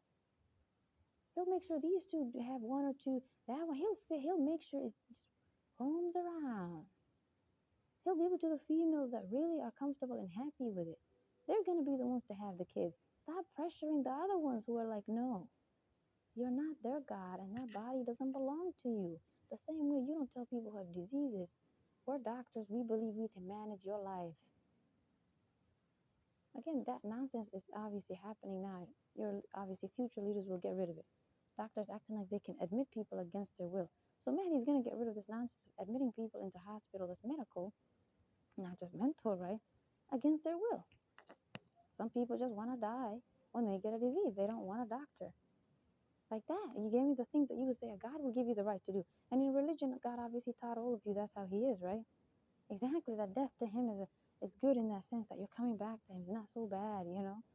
Exactly. Cherish that moment with him. Pray to your Lord. You sometimes just want those last days to be just in worship, correct? It's like the devil, his job is to turn everything away from God. Turn it into something just between humans. Or it's just you, males and females. It's you who breed. So just focus on each other. What does the male want? What does the female want? No one cares what God wants. Okay, but if he corrupts scripture and makes it seem as if the prophets who were supposed to represent what God thinks tell you to breed and spread his species, you get the point. But you were supposed to use your mind and go back to the fundamentals of God. Again, did even though also use Eve and Adam to then make it seem as if she had billions of kids, right? God have mercy. That's a supernatural woman, and how they gave birth is unique. These are just regular females. It's not the same thing. You guys are different. So the prophets who are not like Adam and Eve, right? They're not gigantic and look like them. They're like regular humans in their body size. But then they're still prophets, right? They're still following the rule of Adam and Eve. This is your proof. Prophets have to marry, right? The opposite gender, that is also a prophet. Because Adam was a prophet and he married someone supernatural and powerful like Eve. And I just told you, you can't be supernatural unless you're a prophet. God doesn't make human beings who are supernatural, like Mary or all these characters they create supernaturally. We don't know if Mary's a prophet who gave birth to another prophet. I'm just saying. The sort of just supernatural and there's no prophetichood is not right. It's not possible. Except what I don't know. But in the sense of marrying somebody, these men need to marry women prophets because it goes back to Adam and Eve. He's a supernatural man. None of you would say a regular female should have married him. You know he's different. So your prophets are different. They're just not like Adam and Eve. Get it? It's like they sort of have like a different way of being a prophet. But those people were giants and they had a different responsibility. And okay, so then these prophets are this. Do you see why God says they're an example for you? Exactly. We wouldn't say Adam and Eve are an example for us in terms of how they give birth to kids. No, they're an example for us in terms of like worship and how to love each other, but not necessarily like exactly how to marry and have kids ourselves. Because they're giving birth to how many ethnicities? You gave me the entire human ethnicity came out of them. And who knows, maybe humans breeded some other way. Maybe she just gave birth to African, Asian, and European, exactly. Maybe she just had 3 kids in order for God to still follow the same rule of that, right, that gentleness with her also. You get me? And then maybe over time, all these different, but since usually we all have to be created at the same time, otherwise it makes it seem as if one was created before the other. It's so irrational. That's what I mean. Eve cannot have physical human birth. Because I just told you God doesn't burden people. He doesn't burden women, therefore. So Eve has to have birth that's not the physical one. It can't be from her body. It has to be something cool that happened. So that's why the devil knows that. He knows that is something God has done in history. Make it easy for them. Especially when they were supernatural themselves. Because they're highly aggressive. That's sort of really just these human feel. That's not how the supernatural woman prophet is again. She's very aggressive and powerful. It doesn't match her. So for that reason, God always gave them supernatural birth and supernatural ways of having kids.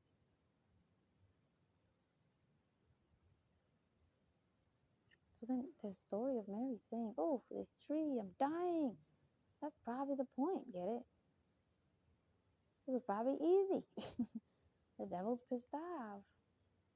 So he corrupted it into God burdening her so much he talks to a tree like that. So much pain. It's irrational. Other prophets were born to people. God is not going to let you feel their prophet, their powerful body in your stomach as a female. You're going to have a normal birth. He doesn't burden you. But you, right? There's no burden here. You can't be like, I don't believe it. If you give birth to a prophet, it has to be really painful. Well, then how about all the females in human history who've been given to prophets and they were not prophets themselves? You just think they're just regular females. Where's their story of extreme pain? Okay, so the devil wants you to think the extreme pain here symbolized the fact that Mary didn't have a husband that married her and she had a kid. And the fact that it was just her that makes this more painful. It doesn't matter. God is the creator of children, not the husband. When you two came together, he just simply said what he needed to say, be, and he doesn't have to say that. And just the baby just entered the stomach. That's it. It's not him.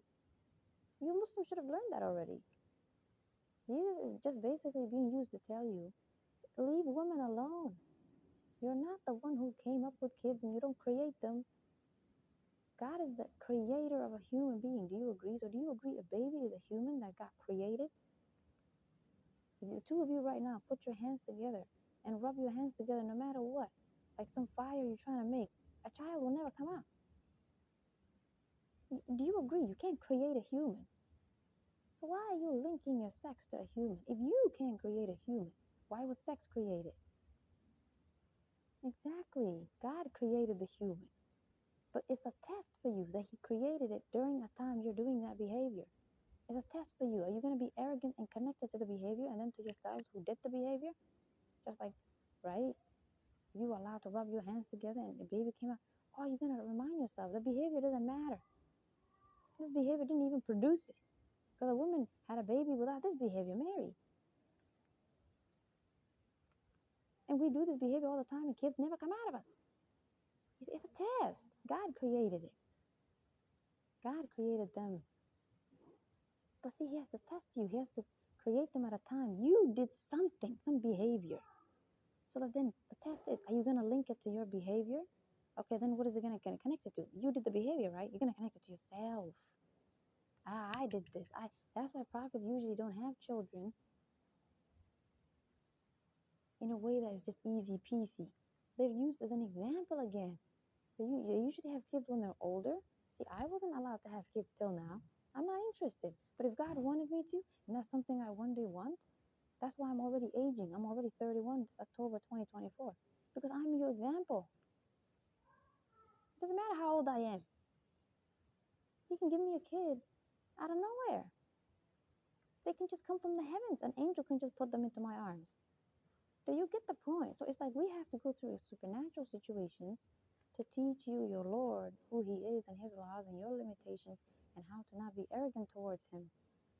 So that's why you have to be human but supernatural versus another species that's supernatural. God uses to teach you things. Because you're human. So it's like God created a supernatural version of you to teach you what you should do in those situations when you want to have kids. Be moral and stop abusing women. And stop abusing yourself because you're human too. You don't like kids. You want to have fun too. You're a man. You're human. But it's other males. They're demons teaching you. I had 4. So why you just having one son, man? I swear that these males weren't pressuring you. You could care less. Every time males like that come out who just want to be themselves, they're called sissy and weak and soft. So I came to also help those males. Teach you what true masculinity is and femininity. You can't be like, well, why would a woman teach us things like that? Now, how did a prophet teach women how to be feminine? Can you stop connecting the fact that your teacher has to be your gender? I just told you, whoever God sends has to, at some point, have one body, everybody. They can't split into 4 races and 10 races for you. Okay, so they can't split into 2 genders for you. Knowledge is knowledge. As long as what they're teaching you is from God, you might be like, we understand the teaching part. But sort of like the experience part. Exactly. Exactly. God will teach them something that helps you feel like they actually understand your experiences. They're so gifted with wisdom and knowledge. They've probably been around males who are like that so much. They've been around the males who are the opposite. They've been around, like, they've seen you so much. They've studied you so much. That's what people say. Does Mahdi know us and see us everywhere and everything we're doing? Exactly. It means God is already guiding this person, making them learn and study you so much. You will agree they know you better than yourself. Like that. Then do you care? No. And this is the evidence. One, right? Muslims ask you, especially women, well, how can a prophet be an example for women? He's not a woman. And you sheikhs get uncomfortable. You make it seem as if it's just morality, but then they remind you there's just some things women need. Who's their sort of guider in terms of like pregnancy and their rights and just how to be feminine? They don't want to be masculine, right? And make mistakes like that. So that is the evidence God has to create women prophets. These important questions is basically a puzzle that needs to be fixed. And God says in the Quran, will you use your mind? Will you not use your mind? Another interpretation is, will you not think? You just think it's thinking. No, think about it. If you feel uncomfortable with one gender being your example as a male, not your gender, that's an opposite. Even if someone says they're sent by God, you're so sexist. Then why should women have to bend themselves for your interpretation that all prophets were men? You don't think they have the right to call you sexist if they tell you, well, that's not fair to us, we're women. The hell? A prophet doesn't understand us, he's a man.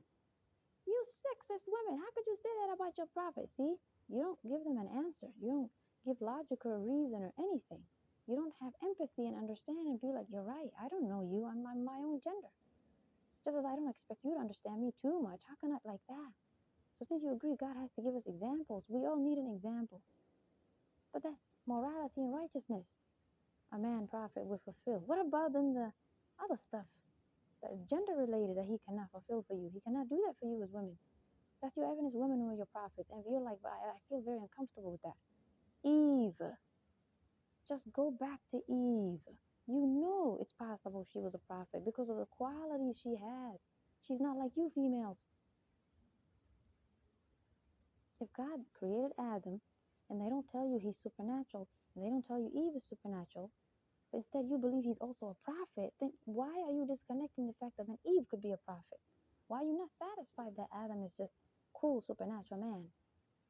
Because that's the devil. He has to give Adam more status and give him another name he also had. He was also a prophet. Okay, but what does a prophet do? They're like a teacher. So Eve cannot be a mother unless she also has the same knowledge this man has to be a teacher also. Someday, Adam is somewhere else, and her male son is going to ask her a question. Her female daughter is going to ask her a question. So if prophetichood just simply means knowledge and understanding from God, then why are you limiting it to males? Why is it so disturbing? If you're thinking, that's not that we never think of things like that. We just think these females can't necessarily go into combat. I just told you they're supernatural. This is the conclusion to all your confusion. These are supernatural women. They're stronger than men and they will kill you and they have supernatural abilities. Okay? They don't need to physically fight with you, so they can be whatever example they want for you. Two, they're not really even necessarily trying to do much for you. They're for everybody, right? They come to help everybody.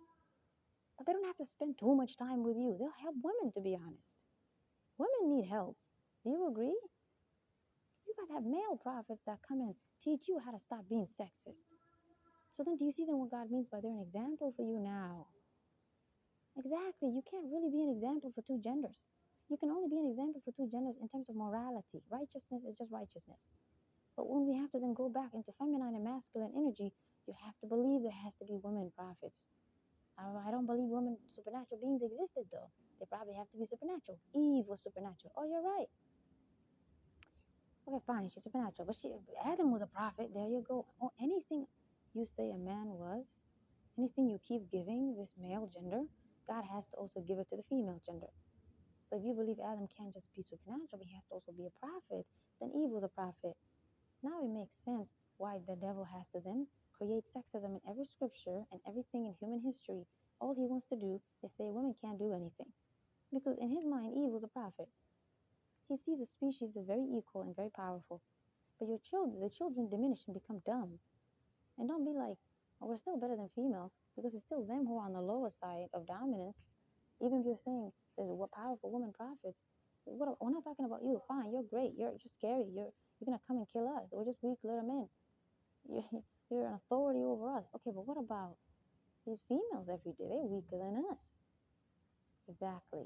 You males allow yourselves to be raped every day. This is it. I don't want to hear nonsense. Do you understand me? This is the whole point of a woman being chosen. God has to create justice in everything, but at a time of great sexism, at some point, it's going to match you with a prophet that's a woman. And they're not going to just simply tell you, hey, everyone, let's go, let's change, let's be good. No, she has to be very powerful in the way that she disciplines and controls the male gender. Because she's here to expose your weakness that no one likes to talk about. That you're just like those weak females. You have males emasculate you, rape you, and kill you, and beat the hell out of you, tell you what to do. A lot of you become homosexuals and you marry Muslim females, and no one knows. So you see, whatever you like to project to this gender, it's like the female prophet, her job is to remind you, you have it. How dare you? It's just immorality. So you do have it. But we were talking about strength, not our immoralities. Exactly. Immorality affects your strength. You're weak men, obviously. But two, if you're talking about the physical type of strength, I just told you. It's just like the animal species. A lion fights differently, exactly, than a bird, than a lion that is feminine, than a zebra, a horse. Let's pick different types. Lion fights differently than a horse, than an elephant. And then go to the smaller ones like a cat. Don't be like, but they're still the same thing. The smaller ones get killed.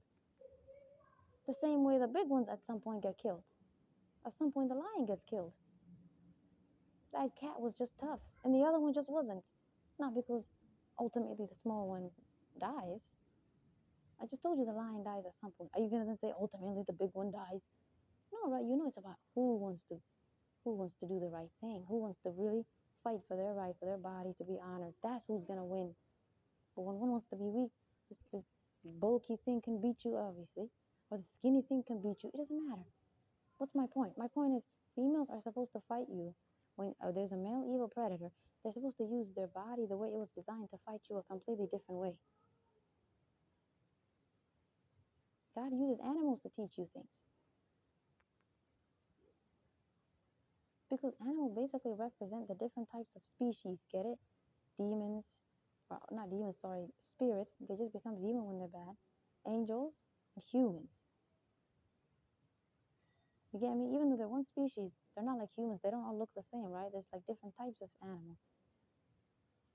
Like that. That's their job. It's like they're representing us, what we should have done. Exactly. That every body that's different, right? The female body is different than the male body. That body has a way of fighting that cannot be the way you fight. Because exactly, it's not some sort of combat that is just sort of righteous and everybody should fight the same way, swords. We can do that for fun. But they need to learn to fight a way that is not coming from the way that males, their body is designed to fight, because their body is not like you. See, I didn't say their gender is not like you. Body. You might be like, what's the point? Because that's the difference between animals. They're the same species, but their body is different. Get it?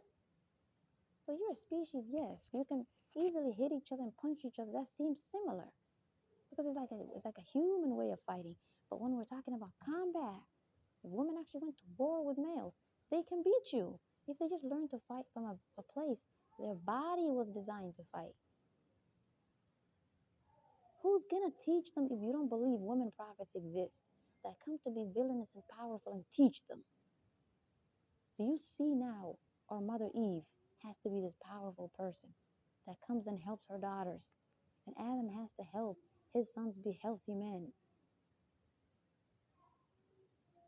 They're these parents that you have every day as your own human, regular parents, not supernatural. That's also what they were supposed to do for you.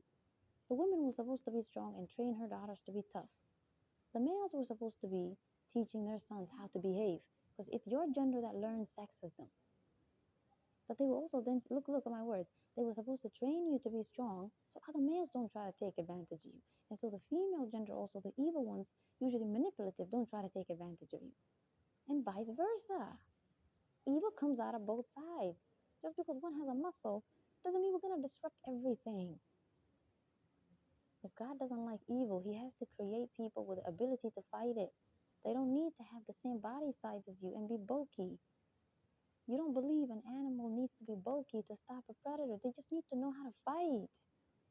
It's not necessary. And to be honest with you, that's actually the weakest thing to have, a big body. Because the body can be skipped. God taught me you can just skip the body, go for the weak points. Guess where that knowledge comes from? Asia. They are the ones who came up with Acne Kai. And these characters like, you get me? I don't want to be specific right now. But they have a lot of cartoons that teach you that. There's no sword, there's no fist fighting, nothing. And even if they have sword, it's like a skill now. She can really do, the sword skill quickly. You've seen it. There's all these actresses who learn these things. And it's not even a skill for them. It's just they learned it for a movie, and she's amazing. You think if females learn that throughout their childhood? See, I didn't say as adults. Because you have to train people in their youth. But two, it has to be when they're young. Because exactly, predators come after all ages. See how logical it is that schools should have taught people how to fight. Stop mixing the two genders in unhealthy ways. You're masculine and feminine, you're different. But you're not supposed to separate yourselves when it comes to your human rights. You both have the same rights.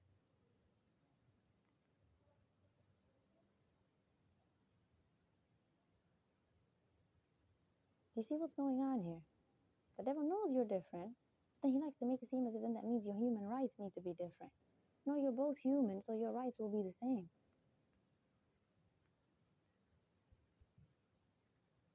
But you don't have to. You don't have to. Things, right, that have nothing to do with morality. Does fighting have anything to do with morality? if you learn to fight using acne kai, and if you learn to fight using jujutsu, is there some sort of problem here? No, right? There's no right or wrong. So in things that have no right and wrong, such as if you eat an apple and I eat, can't think of anything. I eat a pizza. It doesn't matter.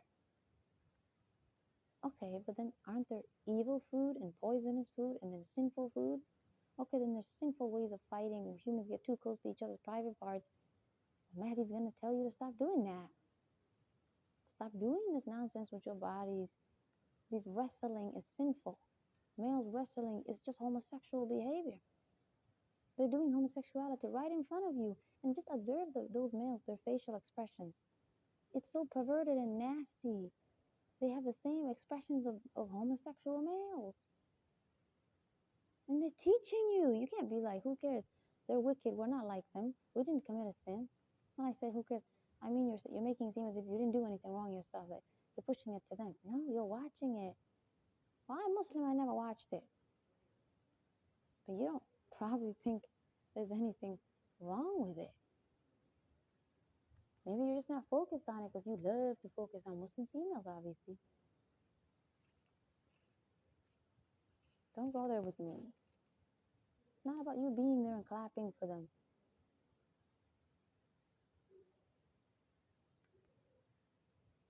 See, the devil destroyed the female, her rights, because he taught her to just copy males in order to do everything.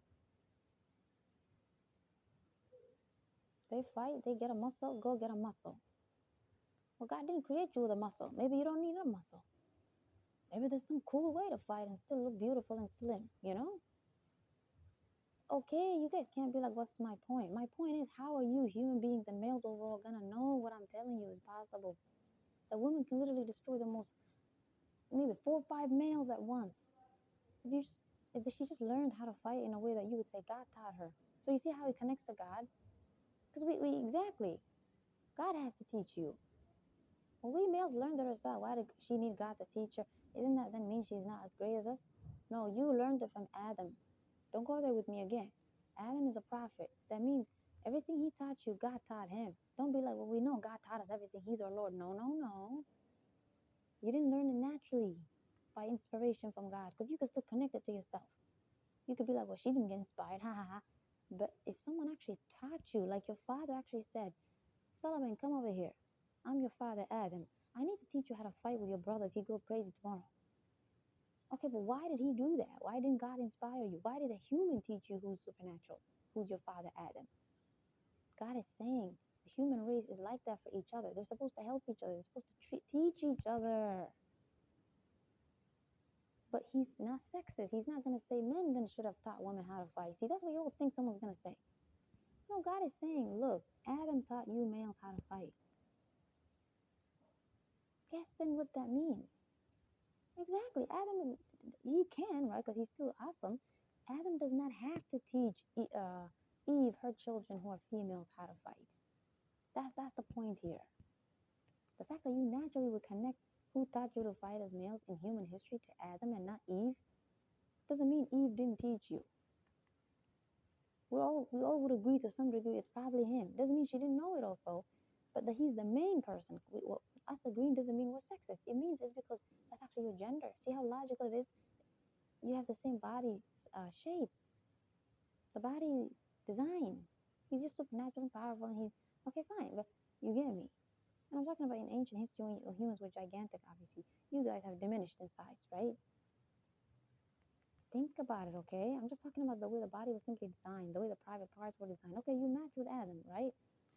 He taught you how to fight. So since it's from a place of love, it's for your protection, why would God take that away from women? See, it still falls into God's justice and morality. You can't say he doesn't care. But God knows there's danger and evil in this world. But then too, even if there was no evil, see, it's still unjust. This is now about unjust. Because exactly this gender has it and you don't. There's no evil. We're in paradise. Great. But they have a skill you don't have. That's not good. That's why human beings have a quality where if you don't give your daughter something you gave the son, she gets uncomfortable. That's God teaching you. That's how he created her. So you can't act like it's her opinion or something. That's how she's created. Therefore, it goes back to God's opinion of what you should do for her. They're being used to guide you then to what God thinks. And that's her innate nature to feel hurt. Tell her something. But see, if Adam taught you to fight, you would agree. Even though Eve is, I told you, supernatural, a prophet, she's powerful. I can teach men how to fight one day. Great, who cares? God can teach me some cool, it doesn't matter. But who would teach the females how to fight? Eve. Now you have to agree. Eve, since we just concluded Adam has to be a prophet, because you're teaching people, it's like you're a teacher. You're some discipliner. If you were just a supernatural being, well, then you would just simply be a supernatural being. They just naturally learn from you over time how to just simply live and survive and fight. But if you have to be like, come over here, you get me? More like a teacher, come over here. But that I could care less. I already think I'm really buffy. Leave me alone. No, come over here. It's like his job, get it? He doesn't get to skip it.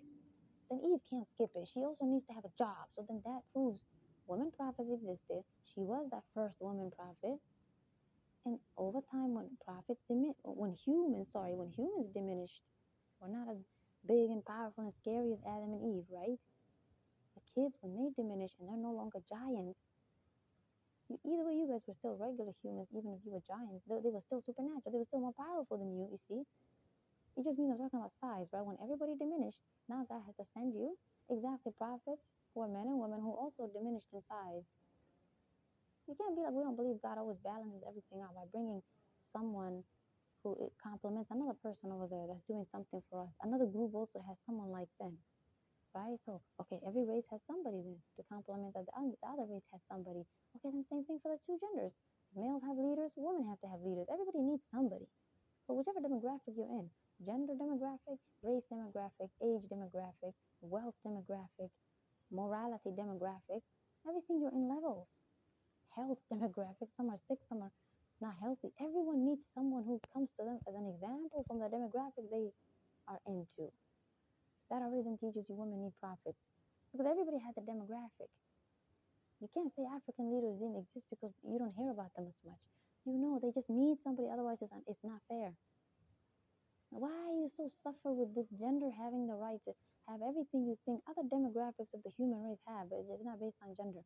Because that's literally the only evil demons introduced, just sexism. And then he breeded everything else, get it? Sexism led to perversion, raping, killing, all that molestation, objectifying, all the sort of standing in the street, whistling, harassing. So a person doesn't want to go outside and get a job and live their life and marry the males they want. It's like every bad thing you can think of that males do. It's not because, oh, just bad stuff. It's like the goal is to make them not live. Stand in the street, you harass them, which Muslim countries are known for. They whistle and they stand in the street and they harass women. In India, they're like, if she goes outside, they have the right to rape her. All this nonsense. It's nothing but this weak male who yesterday literally allowed a male to rape him, even though he's buffy and could stop him. He's so weak in his heart, in his morality, in his character. And he literally wants to go then bully her. He's so scared of that one. So I need to understand what's wrong with these males. I need to know why you become like that. Why do you find satisfaction going after females instead of just being against the bullies who abused you, who were male? And sometimes they were female. Your morality is corrupted, yes, but you're weak. Because century after century, the devil keeps hiding that women prophets came, guided women, which then proves them how they tell you Muslim women used to go to war with the prophet. If the prophet got married, that means he married a prophet that was a woman, and she taught them. You can't be like, that's weird. Wouldn't we find some character around his time, even if she was changed to some regular person? Maybe. Maybe it's that Khadija character. Maybe it's someone else. But the fact that you all know Mahdi won't live too long, you have to understand the prophet told you they're similar to me. It didn't live too long either. That's another cue. The prophet probably died around 40 something or 50. And there you go. The corruption starts. The fake Aisha nonsensical raping 9-year-old girl started basically after he died then. You know? So those women prophets came. Because we just concluded it's not rational to not have someone that's a role model for women, just as we have someone that's a role model for us as a species, a role model for us as sick people. You have someone that is always here to help us with that situation. They have to experience it usually. You can't be like, I don't believe in the fact that you have to experience something or understand something in order to then be similar to the group. It doesn't mean someone has to experience rape in order to come and teach you how to fight rape. Goodness, not filth and evil. No, similar to you as in like they're your gender, they're your age group. They have to have some similarity to your demographic. Look at my terminology, demographic. So just as you don't connect Adam to yourself, you know your weak little males. Adam is a powerful supernatural being. His body is gigantic and frightening. Stop linking Eve to yourself as a weak little female.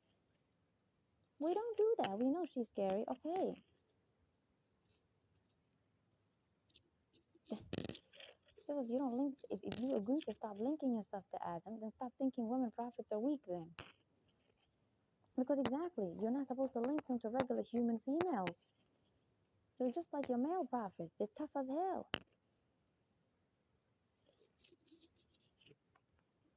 So they come to help both of you, get it?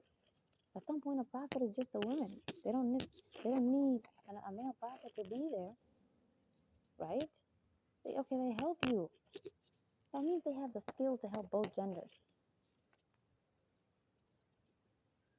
Don't be like, well, that still doesn't make women strong. Because the only way she helped us was she was supernatural. If God sent a regular female like these ones, we could have maybe killed her. God have mercy. But if a regular male came to be your prophet, you could have killed him too. Can you stop?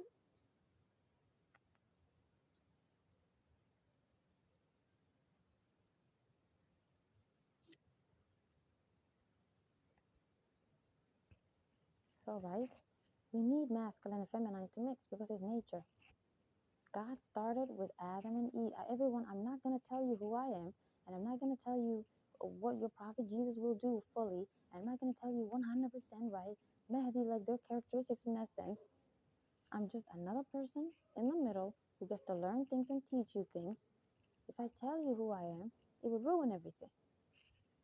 My job is to help you think. My job is to give you a skill like that teacher Adam and Eve were. Come over here, my son. At some point, it had to be her. See, you see what I did with my voice? Come over here, my son. It's so gentle, right? Tim, come over here. You can do whatever you want. She can change the tone accordingly. But see, it depends. The male needs someone who speaks a bit gentle sometimes. Come over here. He needs that. Demons hate that. That's how these males become homosexual. Not to say something filthy and perversion comes from someone not being sensitive and empathetic with you. What the hell? No. First, they're perverted and evil, okay? They're just nasty. But the devil says to them, you appreciating that gentleness that maybe your mother or those females speak, you appreciating it means you're a homosexual. Like that, they make it seem as if there's something wrong with him. But that's a mother. There needs to be some gentleness. The fact that you want gentleness doesn't mean there's something wrong with your masculinity, because it's not some sort of some sort of weird thing entering you from some other energy that shouldn't mix with you. You know, we're not saying feminine energy that mixes with you. Feminine is not bad. So if it mixes with you, why is it bad? It's bad because exactly you're not supposed to be the same. It's a sin to act like the other gender. So that means it's a sin to act like their energy, feminine or masculine, right? Okay. We get that. But what I'm saying is, this is not feminine now. This is not masculine. This is just, come over here. It's like a parent way. It's like an adult way of a loving person, how they call you. But see, it's hard to have that tone. What did you just say? It's hard to change it. Unless you have different dynamics yourself. Right? These evil children, you speak to them differently. These good kids, you speak to them differently. These predators, you speak to them differently. You know? So that's why then supernatural, that's another way they're not like you, or they're not like you. Their personality, their energy, the way they carry themselves, the way they speak. The way every now and then this female prophet sees all these male rapists. She literally has this powerful supernatural abilities, but she's also with you. She has a gun with you. She's with you all. You need to all go somewhere and find them everywhere. They kidnap these people. She makes a prayer, and the Lord shows her where these people are being hidden. Sometimes it's underground. But guess what her body language would look like? Is it the female fighters in movies? No, that's this human race. They're females, what they look like, who are just regular. Those males who have this big guns, let's go. Or like the cool action hero movie actors. That's what you guys could act like. So stop visualizing female prophets. You cannot know what they will be. And you can't listen to my podcast and be like, well, you look cool. What are you? You can't, because I'm not that person yet. So the way I am now is totally different than the way I will be tomorrow. Same thing with your prophets. You can't constantly go to war and battle unless you're brave as hell. Don't be like, well, regular men went to war every day. They actually were weird ones conquering people's lands. No, they don't do anything. The soldiers fight on their behalf. But yes, I just told you prophets should not be fighting with humans. They don't fight. They have supernatural abilities. But what I'm saying is, exactly, their energy when they're leading you. It's just, you get me, it's different. They're powerful. They're never going to leave you alone. They're never going to leave you behind. It's not some army general that says, you guys go to that section of the road. You know, base one, whatever the hell they yell. All right, humans come up with their own thing. So if demons, their whole job is to take away Eve and her significance, but not because they have something against Eve, right? Only God knows, right? But because to them, there's only two energies, masculine and feminine, everybody. They don't see us, all the different races and everything that came afterwards, because this is afterwards. They just see Adam and Eve. So exactly, their job is just to make them separate. So then you can understand that masculine and feminine cannot separate. You can't be like, well, that's what the devil did. What does that have to do with the opposite than being what God intended? Because whatever the devil does is the opposite of what it should be. You get me? He doesn't attack you in some way that the devil, came up with. He's not some sort of smart person who came up with his own plan. And if there was another type of enemy, then he'd have his own. No, he's just evil. Evil means opposite of good. What's the opposite of honesty? Lying. What's the opposite of truth? Lying.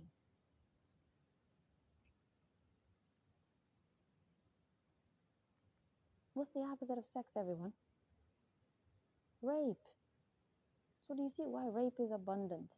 Because the opposite, right? Something good and normal over there. Sex. Demons are seeing which demographic does it. Who does it? Are you going to say male and female do it? No. There's parents and children. What are you talking about? You would say husband and wife, right? Who are not too old, not too young than each other. But I'm teaching the correct morality here. Well, I don't want to listen to your filthy humans. Not more than 5 years age gap difference. Who chose each other. There's no arrange. There's no 1/4. There's no rape nonsense here, okay? And do you see how logical it is? Everything I just told you should not be in this in order for it to be the pure male and female spouse. Look, I just took out all these things that it shouldn't be. And each of them I called it rape. You see then what I mean by the opposite of sex is rape. Okay, so why did the devil do that? Why is he obsessed with rape? Why is he obsessed with the sort of quality of harming the private parts in the body? Because to him, that's all he saw Adam and Eve be the opposite of. They're a male and a female. They're masculine and feminine energy. Unrelated, healthy, perfect age gap. No filth, no creepiness. God created them for each other. They're perfect. They chose each other. It doesn't mean they just created for each other and then boom, fall in love. That's disgusting. They still chose each other. You want to marry this person. So do you see what I'm saying? That's what good is. So when he sees them mating, when he sees them being romantic in non-sexual ways, he doesn't know what's the opposite of this love. He doesn't know what's the opposite of this sort of good. He thinks to himself, wait a minute, it's just rape. It's harming the areas that they are honoring each other. They're protecting each other. When they hold hands, it's from a place of companionship. It's not because one is going to fall and she's a weak female and you have to carry her. These women are tough. He doesn't have to take care of her. He doesn't have to feed and provide for her. She can do it herself. It's just companionship. I don't see one telling the other what to do or making the other helpful. Or all I see is they just literally enjoy each other's company. They're just companions.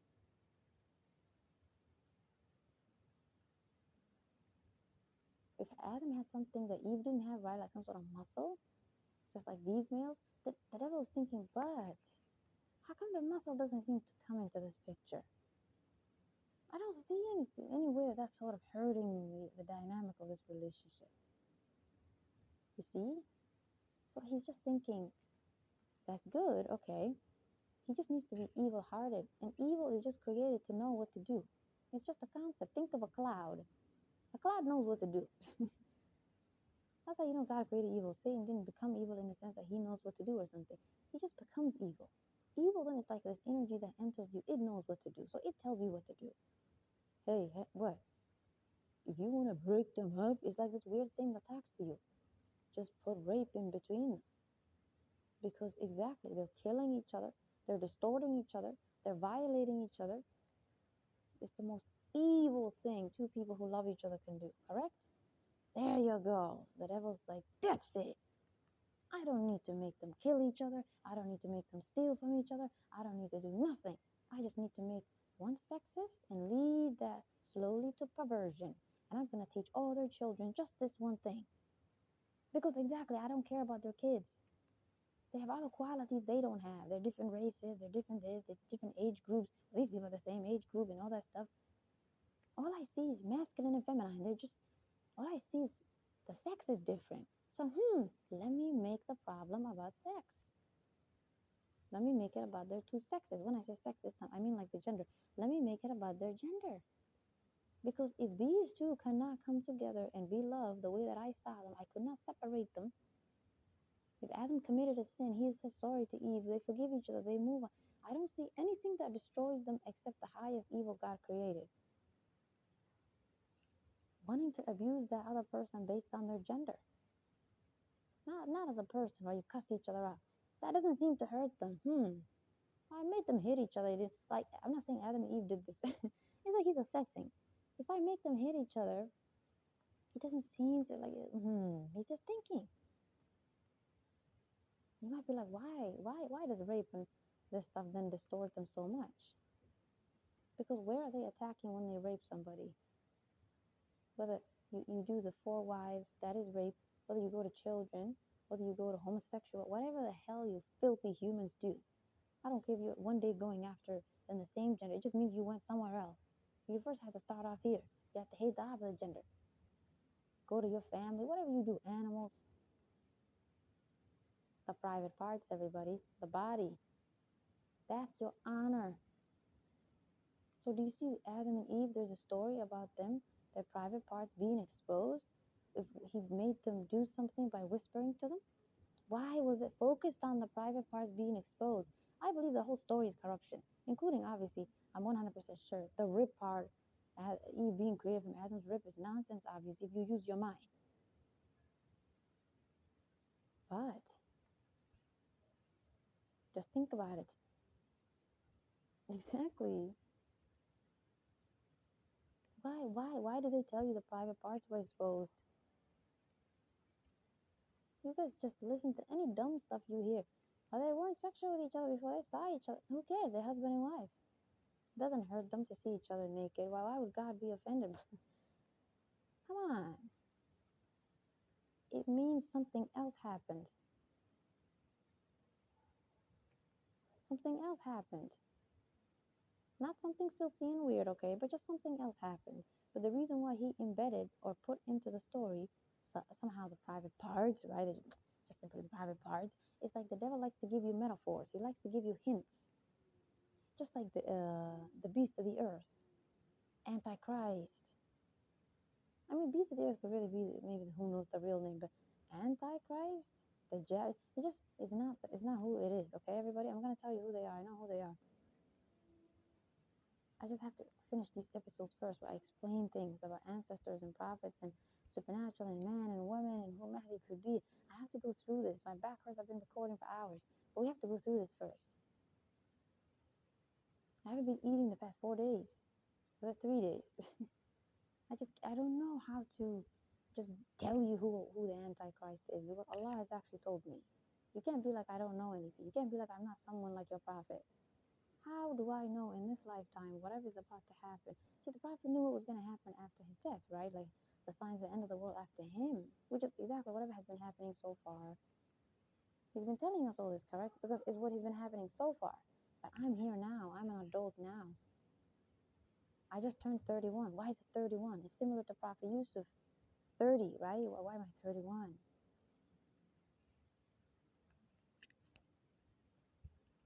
Why do I know what's going to happen? See, there's a demon possessing someone right now to walk towards me. They seem to appear when I talk about Antichrist. I was talking this whole time. They don't care because they're so scared when I'm going to reveal it. It's not hard to know they're possessed. They look creepy as hell. It seems like some zombie just walking towards you. They look dead and crazy. And okay, their face looks so perverted and nasty. Their mouth is just creepy. You know? That's your way of knowing that's their first sin and quality as demonic spirits. They're perverts. But first they have to learn sexism to do that. So right? See, I got distracted. They're trying to distract me. They always appear, even though I was recording for hours. The moment I talk about the Dajjal, Shaitan is scared. Shaitan means devil. He's scared as hell that I know who they are. And don't worry, these people being around me doesn't mean anything. I'm literally recording, walking around. But these are jinn and they can't do nothing. You can't use my knowledge or do anything with it. That tells you that I'm not human. Because who could hear you say this stuff and be like distracted from you? Okay, so my time, right? You would say, if I was chosen by God, then should know things that the prophet told us, but he didn't tell us, right? He didn't tell you when the hour is. He didn't tell you who the Dajjal is. He didn't tell you what Gog and Magog are and what. Like he just tells you their identity, right? Just Gog and Magog, Dajjal. Just the name, right? Just a simple concept of them. But did he tell you what it is, when it's gonna? No, right? Because that's God's way of when then the next prophet is chosen, or the other person is about to appear, or when Mahdi is about to appear, God is gonna then tell someone. He's gonna tell someone then.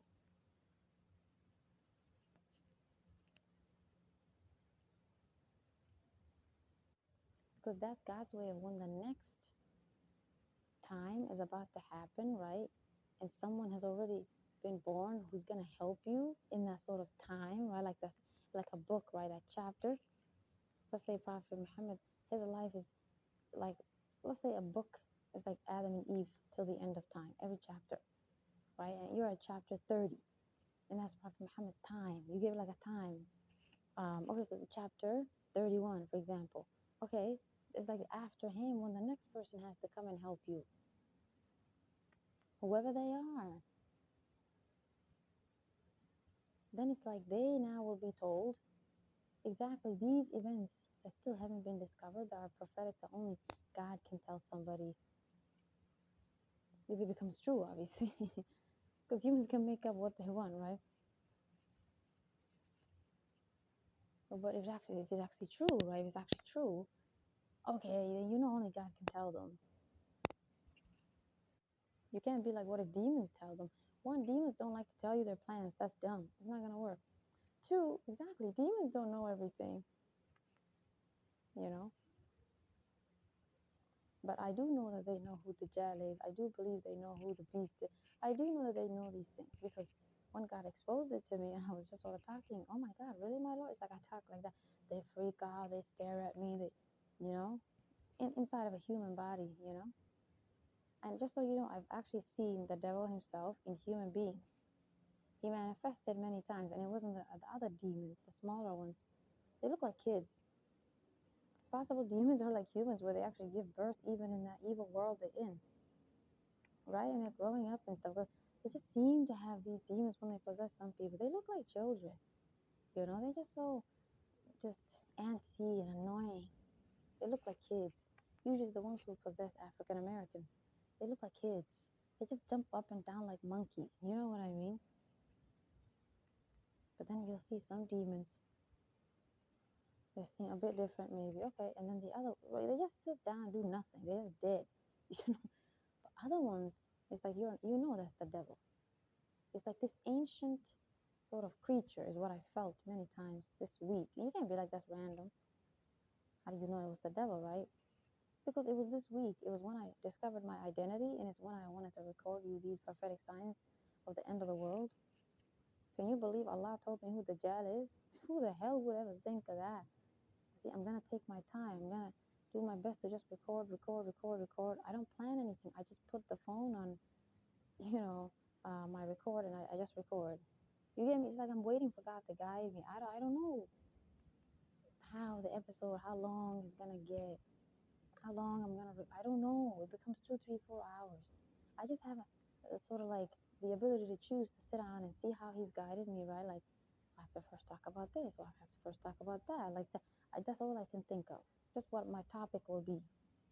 But there are times I have a topic and I can't seem to do it. I just go off in a different direction, and now I have to post that episode, and then I'm looking at it and I'm thinking, my Lord, I didn't do what I get mad because I think it's me who did something bad. You get me?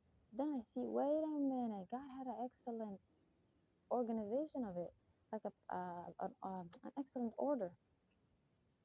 First, I talked about how I'm supernatural. Then I talked about how prophets have to be, angels and prophets were women. Then I'm talking about some examples of Mahdi and Prophet Muhammad. Like, whoa, it's like the order seems to be going in a way where it's not confusing for you guys to follow the path. I know a lot of Muslims, when they find the podcast, you're all just going to maybe start from the top. It's okay. You'll just figure it out. You know, what I could do is label them major, minor signs in the world. So I don't know when to tell you who the Dajjal is. And I always get this thought saying to me, if you say it, what if a demon possesses someone and takes that knowledge from you and they act like they know who they are? So you get me? So hard for me because anyone would say, keep it to yourself. Exactly. Let God first use you and you become what you need to become, and then tell human beings who the I don't know. You see what's going on? This is what guidance means. I don't know if I'm supposed to tell you humans now, but I know God blinds human beings. You cannot take something from me and use it like you can steal from each other. A demon cannot possess someone and steal my knowledge. You get me? That's literally what I mean by people are blind. I have the right to then learn what I want. But okay, but see, do I know that? Do I know God allows this to be a bad idea or a good idea? I'm not saying I think they can steal. No, I'm just saying, do I know it's a good or bad idea? It doesn't mean if we agree that it's a bad idea or God agrees that then He's implying they can steal my knowledge. No, just would God say it's possible that He could have told us it's good or bad? Yeah, we don't know. So it's possible, right? Okay. So then how do I deal with it? I just don't do anything. I just go with the flow. I have notes. I just go with the flow. Over time, right? Like this episode is ending now. I'm gonna stop. Now at the end of this episode, now it's like I'm just gonna wait. This day I'm probably tired. November 5th, I think I'm done recording. It's 3:51 p.m. right now. I think I'm just done. Okay, I'll post it. I'll post it on Spotify and YouTube. Okay, then when I'm done, it's like, okay, something could happen tonight. Something could happen a few hours from. God will just guide me over time. So just don't do it. You know what I mean? One thing that actually happened to me was, if you honestly were with me, you would say to me, keep it to yourself. When you actually meet Muslims, then tell them, because exactly, it's a powerful knowledge. It truly will show who you are to people. I'm not dumb. Why would I tell it in a podcast, right? It's not like Prophet Yusuf telling Pharaoh something. Exactly, because you have to be next to Pharaoh, right? I should obviously be next to Muslims. So the knowledge, obviously, you guys really get to know. I said it to you. Okay, I'm not dumb. I've been a Muslim all my life. I know. I've learned this religion my whole life. So yeah, whoever God chooses, even like Mahdi and Jesus, we'll always know everything. We're not some dumb people who then get rectified one night. There's no such thing.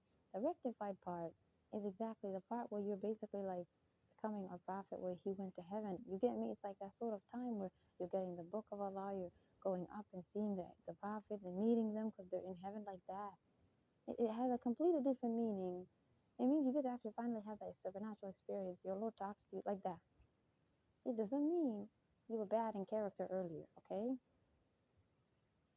So, what was I saying? I need to finish this episode. Yeah, you might say, why? Well, you obviously should know then to keep it to yourself. You'll tell us later. You're right.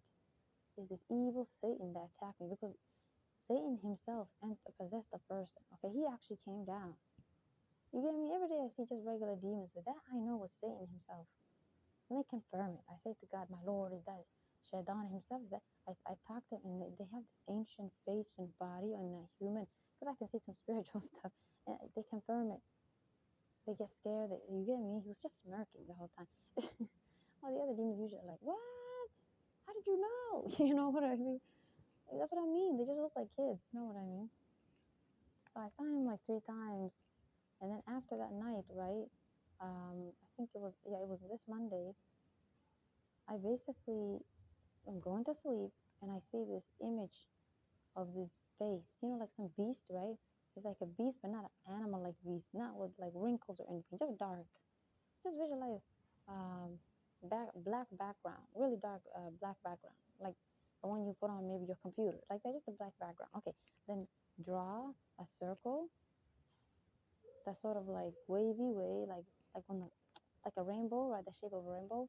Whoop, right? Like just I don't know how to show you. I can't see, right? That's sort of rainbow. Okay, and then do one on the bottom. It like exactly like the shape of an eye. You get me? You know how eyes are gonna come together. It doesn't close. It's basically a circle, correct? A circle that's sort of elongated, not round, right? Okay, that's how our eyes are usually created. Okay, and then okay, the end of it, right? The end of the circle, it doesn't close, right? So the sort of left and right side of that circle, it's like you cut it.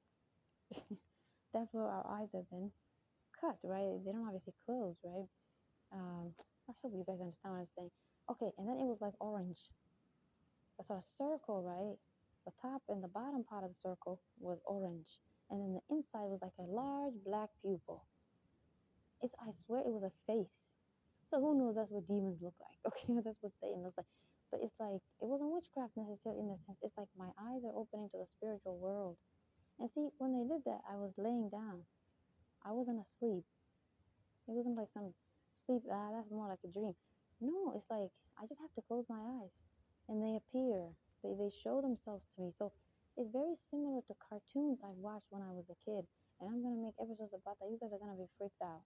Okay, it's very similar. So a lot of these cartoons are made by demonic spirits possessing people. It's actually their experiences as demons that they're putting into these supernatural cartoons. That's why people love them so much, because in deep inner unawakened selves, we all know that's some knowledge, right? It's some cool stuff, we wish we knew. So it's like that. It's like I've reached, just like those cartoons, that character, the time that they're about to do some mission or something, the enemy exposes themselves to them usually, right? It's like they're waiting for you because you're like a kid and there's some ancient old thing, right? That's usually how cartoons make a bad character who's supernatural. And this other supernatural being is like they're a kid, they're born in a lifetime while other people were before them, they're doing the same job. Okay, but then this person's born now, and then it's like they get awakened to who they are. Oh, this is who I am, yeah. And then when that happens, the person usually is not comfortable with it. That same concept, the prophet's always running away and not wanting to do something, right? Because it's just so much burden. Not because they're weak, right? It's actually scary in that sense. Which then shows you our prophet was not a conqueror and he wasn't fighting with humans. Exactly, because why would a man run away if all he has to do is fight with regular males and he's a regular male? Don't regular males go to army every day and fight each other, and past ones didn't? Weren't they soldiers just fighting? Exactly, there's nothing to be scared of, right? It's just normal humans. So that then proves you who he was fighting was demons. You get me? It doesn't mean that he's scared of demons. No, the supernatural part of it. Exactly. It doesn't mean the demons are frightening. Just like I always mock these, just like I always not mock. Sorry, I always make these demons right behave and do things. It's not like that. They're very easy to deal with. They're like children. I told you. The devil's like weak as hell. I don't mean that. You know. See, they put the word mock into my words. I was trying to say make them. It's easy for us, so don't worry. I mean, they get to torment us. So your prophet had a lot of nightmares and dreams. When they talk about things like that, it doesn't necessarily mean that the witchcraft that I tell you guys I used to have before. Now that was more like when the persecution was more like stalking me, harassing me, bothering me, because I had to learn the minor signs of the end of the world. See, I told you, it has nothing to do with this. whatever they were directing at me, even though it's not directed at me, whatever they were doing around me, exactly, it's just bad things they want to do in the world. You get some of them, they're just encryption. You have to figure it out. It's not the behavior itself. Okay, and now the major, it's impossible to know. No one knows these things, correct? So yeah, wait a minute. I think God just guided me, everyone. Whoever's listening to me right now, especially Muslims. Didn't I tell you I just talk, and God guides me? The talking is how I figure out something. You might be like, how does talking make a difference? Because I'm thinking as I talk. So that's what God tells you, will you not think? It doesn't mean go inside your head. It usually means talk out loud. So as a kid, I always used to talk out loud to God. That's actually how I figure out many things, right? So this is like trauma. We all need to heal from evil. Evil is a trauma. If it's in our books, if it's in our scriptures, if it's in our government, wherever it's in, exactly. When we just read it, boom, it's like some pain hits our body. So we need to talk out loud and be like, wait a minute, why like that? Talk out loud, but just don't be around people so they don't think you're talking to yourself. You have to talk out loud. So that's one thing then now I already learned, right? For trauma healing, and I would advise males to do it and females, because I came to help both genders and everybody, obviously, almost Muslims, non-Muslims, etc. So your leaders are not for you. They're not here to conquer other people for your sake, okay? They care about everybody. They're going to be just and peace and loving to everybody. They're just going to be aggressive and scary to the transgressors, which will include you, obviously. But they will give you your rights and tell you what obviously your rights are, right? If you want to repent and change. But that whole situation, right, of killing people, then you're all going to have to die. A lot of you Muslims and non-Muslims, because you've done things like rape and murder. You wouldn't obviously disagree with me. It's just some of you call it normal, you know? So, and then obviously you'll go to hell. So be humble, and I'm telling you right now, don't then use that to be like, oh, I don't want to be punished. I'm not gonna repent. First, that's dumb. Because then you're gonna be punished more if you don't repent. See how dumb that is? But then two, exactly. You have no right. You don't believe someone has the right to harm you. So why do you think you had the right to harm others and be forgiven by us and God? We should, what's wrong with you? So you're lacking humbleness, you know? So a lot of Muslim sheikhs have been preaching lies and obviously been committing that sin, but you haven't personally done those perversions yourself. Okay, so at least you saved yourself that way. You'll be punished for the wickedness you've agreed with mentally and spiritually, and all the demons that possess you. You never do anything about it. You never try to figure out why you got possessed. You never disagree with it and stop lying. Like, God will know how to deal with you, okay? This is how you know I'm not pretending to be your Lord. I tell you what I know is very just and logical, because I give you examples and wisdom. I explain myself. I use history and scripture, and I'm not trying to make you anything. But then I leave the rest to your Lord. I tell you He's going to do it. He's going to send down the truth, etc. And just so you guys know, I just used to say Allah will send down the truth, or God will send down the truth. I didn't know what the truth is. Because exactly, it's only this week that I've been saying the Mahdi will have a Quran with them. Because exactly, I got guided to it this week only. The Mahdi has to have a Quran, obviously. But see, I've made this podcast ever since October 2023. Same thing, on my birthday. And I didn't pick it, goodness. It was just random. That things happened to me in my life in October where just God just made me start the podcast. So you see, I'm not thinking it's my birthday, and I don't celebrate it as a Muslim. So how could I even remember? We just move on. I usually know my birthday past like November or December. Then I'm like, oops, I turned a new age. And because I'm always being harassed and persecuted, it's not like I have a good life. I can't really remember anything enough to even enjoy it. I'm always in survival mode. But ever since I discovered these sort of important major signs of the world, right, and things about Mahdi and stuff, it's like the sort of extreme stalking and harassment, and this witchcraft that also causes gang stalking. Because I need to see what it is. It doesn't mean I'm gang stalked, you know. Because regular people can get gang stalked, then you might think, well, how are you special? It's not gang. I just see every witchcraft. I see everything they do. The ones they use to possess homosexuals and children and all these crazy teenagers, mobs. You get me? I get to see everything. So yeah, don't worry. That's not the only thing I saw, right? Humans who are being used to be gang stalking. They're just demons who follow me, who the main ones are for the religious, persecution, which is only something prophets experienced. So you get me? It's like my October then signaled another boom, sort of transition, higher up, going up into spiritual sort of development. I don't want to call it awakening.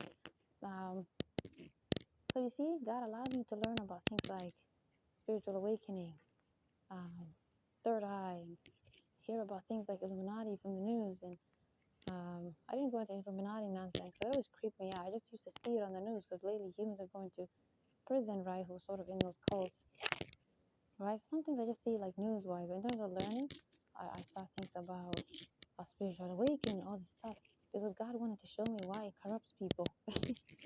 Some of it, like 50 or 60%, is true, everybody. It's literally just demons, how they um, know simply that we can be awakened to something, right? We can see something that other people cannot. Their energies, things like that, you know? Other people's maybe feelings, maybe you're too sensitive. It doesn't mean you know people's thoughts and feelings. That would be a supernatural ability only prophets have. I just mean sensitive. You get me? They make you uncomfortable. um, like that. So easily humans will then listen to whoever's teaching them. So I know how to then help you come out of that, which is then why prophets will call magicians. You get me? Because they come to stop humans who are basically calling you to things like magic. We wouldn't call it spiritual awakening magic. It's just demons who are behind it and using magic, right? They sort of, at some point, again, when you're listening to it, God is just. He's not going to let you just die, right? Because it's just no information. You'll just listen to it. You'll just be like, whatever. It won't affect you. It's not like a sin or anything. Because exactly, it's just knowledge. It's just information. There's bad and there's good.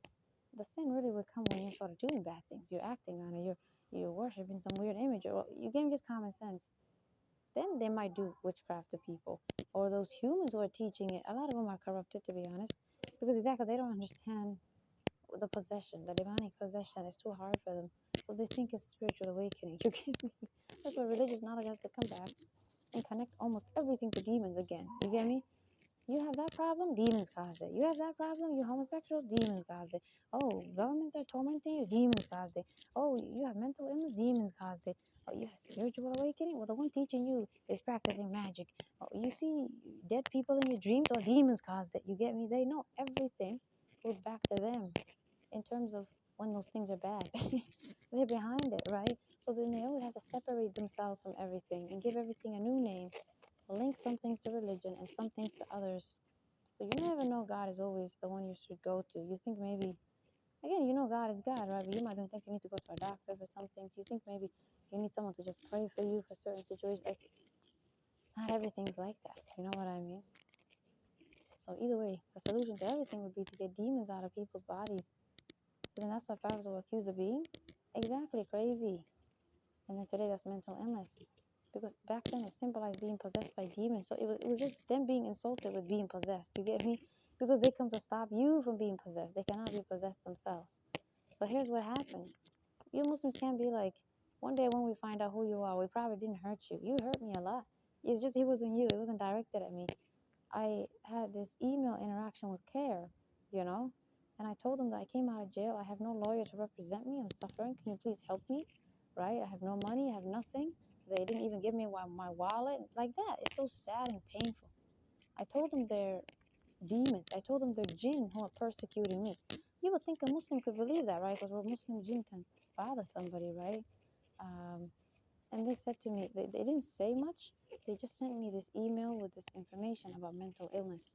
Instantly, Allah was guiding me that those human beings, right, the actual Muslim ummah, are demons themselves. And if someone came to them right now and said to them, Shaitan is following me, they're going to say, take her to the hospital. You who are waiting, you're waiting for your leaders to be persecuted by demons. But if someone told you demons are following them, you're going to take them to the mental hospital. Excellent. You think that you're going to follow the lead when they come here. You're so wicked. That's probably why God has to then not even waste their time telling you. You know what I mean? Not waste their time, sorry. That's probably why God won't even tell them to waste their time telling you. It's exactly the Khorasan event. Things like that might happen where they sink into the earth, these crazy people. And I really believe that will happen because God guided me this week that might happen. Okay, so for that reason, I've been attacked by the devil with this image. It's like, get it? It's like some beast of the earth type of image. Just a beast, just some animal looking thing. It was literally showing its face to me. I just closed my eyes. Leave me alone. You know, I'm not even sleeping. Or I didn't have nightmares. So the nightmares are leaving me. Yay. Now I know a prophet had nightmares during the persecution. Again, I'm not the person I'm supposed to be yet. So don't be like, you don't seem like you could do anything. Goodness, the persecution is not over, okay? You guys don't know who I am for a reason. When I do become that person, then it stops. But we don't get persecuted until death, okay? That's the goal, get it? I told you, demons just simply flip everything to the opposite, not something else. So since, yes, as demons, you're made to bother this person, even though it's to teach them something they're not real bothered. There you go. They know God stops it and then gives this person power over them. Because that's originally how things were supposed to be. You know, it doesn't mean demons were normally strong, but God just gave them power over you. No, no, no, no. I'm sorry, the demons.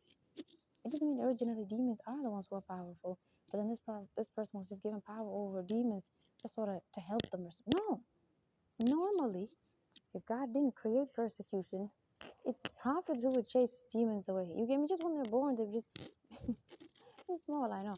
They just grow up and just look for demons. You get me? They're already supernatural. You get me? But this is what I have to prove to you first. They're supernatural. I have to make some episodes first. Get your mind to think.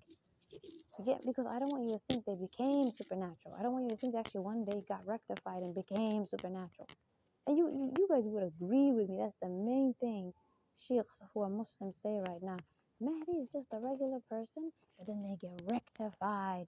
No, they're already powerful and supernatural and can see demons and they're learning and they're going through hell and they're accomplishing great things and they're praying for you. And okay. The sort of regular means God is not allowing them to use their supernatural abilities. I didn't say they don't have it. They have it. It's just like you don't know where it is in your body. You can't go reach to it. You don't know where it is. Is it in my pocket? Is it in my head? You get me? They're blind from their own abilities. So even when God guides them to who they are, and they're like, oh, I can do this, like my prophet so and so, you can't then that leader then try to then go do that. It's a supernatural ability. God has to then do that exactly what you guys are saying, rectified in one night. So then that means now they get to get the abilities in a way that you could say they could use it. It's not the interpretation you have. You're making it seem as if it's a regular person, like a regular Muslim male today, or a regular Muslim female. You're acting like they're just human, but then they become supernatural. You cannot. Do you guys, as Muslims especially, and others, do you agree? When God creates us, He already knows what He's doing. Like He already gave you your qualities. If you're feminine, you're gonna be a female, right? Like, do you agree? He doesn't create something later, right? If you're a man, you're gonna just be already a man, right? When God is actually creating you, right? He's already gonna put a soul into this body. You're already in His mind supposed to be a man, correct? Like the intention is already there too. He already knows who you are. He's already gonna make you somebody. Okay, so you can't, guys, forget that applies here. If these are supernatural people, I've made you agree to it, right? You don't even have to. You'll see it with your own eyes, but I'm just saying. See, you might think I'm trying to convince you that supernatural events happen. No, I'm trying to convince you they're supernatural. Because you think those events like Khorasan is happening because of God Himself. You get me? Like, just God just thinks them. We don't know that one. What I'm saying is, it's like they're angels. Whatever abilities angels have also comes from God. Do you agree? But do you agree that's still their ability? That's still how He made them to just naturally have it. It's just it's something they have. Where does it come from? God. Okay, but do they have it? Or do they have to make a prayer? If you have to make a prayer, it's not really you, correct? You have to wait. So I don't want you to think prophets are like that. I want you to know they just have the ability. They just have it. They just simply have the ability to sink Khorasan. That's what it would mean. They have some sort of power that just allows them to do something, and the wind just listens to them like that, and like the rain just listens to. Do you get me? They just have an ability. You can't be like wind and rain doesn't make sense. But Prophet Moses was given something that could control exactly the water. You can't just be like it was the ocean. Maybe Shaitan just gave you an event. Get it? A supernatural event like Khorasan. Did I not just tell you Khorasan is a supernatural event? Would you agree that's not necessarily the full knowledge of what then that would mean about Mahdi?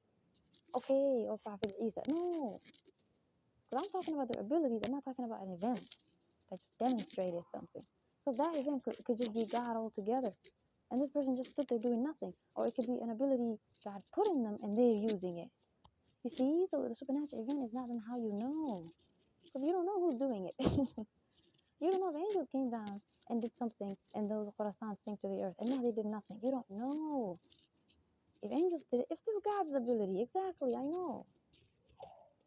I hope you guys get the point by now. Like, we have to protect the identity of God in people's eyes who easily think people are gods and sons and daughters of God, right? So I'm doing my best to remind you of that. But what I'm saying is, if he has the ability to actually control water, is what I'm saying was possible. Maybe Moses just simply was controlling water. Maybe he would do something or say something and water would just listen. Exactly, and that was just an example of it, the splitting of the ocean. You get me? That could just be an event. And it may not have been a stick, because the first thing I think of is almost anything is fishy to me. Allah has guided me is not from him. Okay, so when I think something is fishy, you guys can't ignore it. It means I'm being guided, okay? A stick is something anyone can steal from you. What happened to it after his death, for example, also? Right? A stick is something dangerous. He needs to sleep. He needs to rest. I know I already said they're prophets, they're powerful, they're supernatural. No one can bother. I know. I told you humans are not equal to them. They're not the opponent. Demons were doing it. Demons is only for a certain period of time, persecution. And then at some point, demons lose their power over the prophet. Which is what I'm saying. Prophets of the past, prophets of the future, demons will lose the power over all of us to persecute us, is what I meant earlier. That exactly the whole rectify situation. The persecution is just for a certain period of time, and it's just to learn things. Okay, but then it's over. Then you're going to become the strong, powerful person you were, but you just weren't able to use your abilities. You'll just use it. Now you can be a hero if you want that. Okay, you get me? So persecution has to stop. So the devil lies and acts like he persecuted them till death. And then he goes even so far and says he killed them. Because get it, that's the opposite.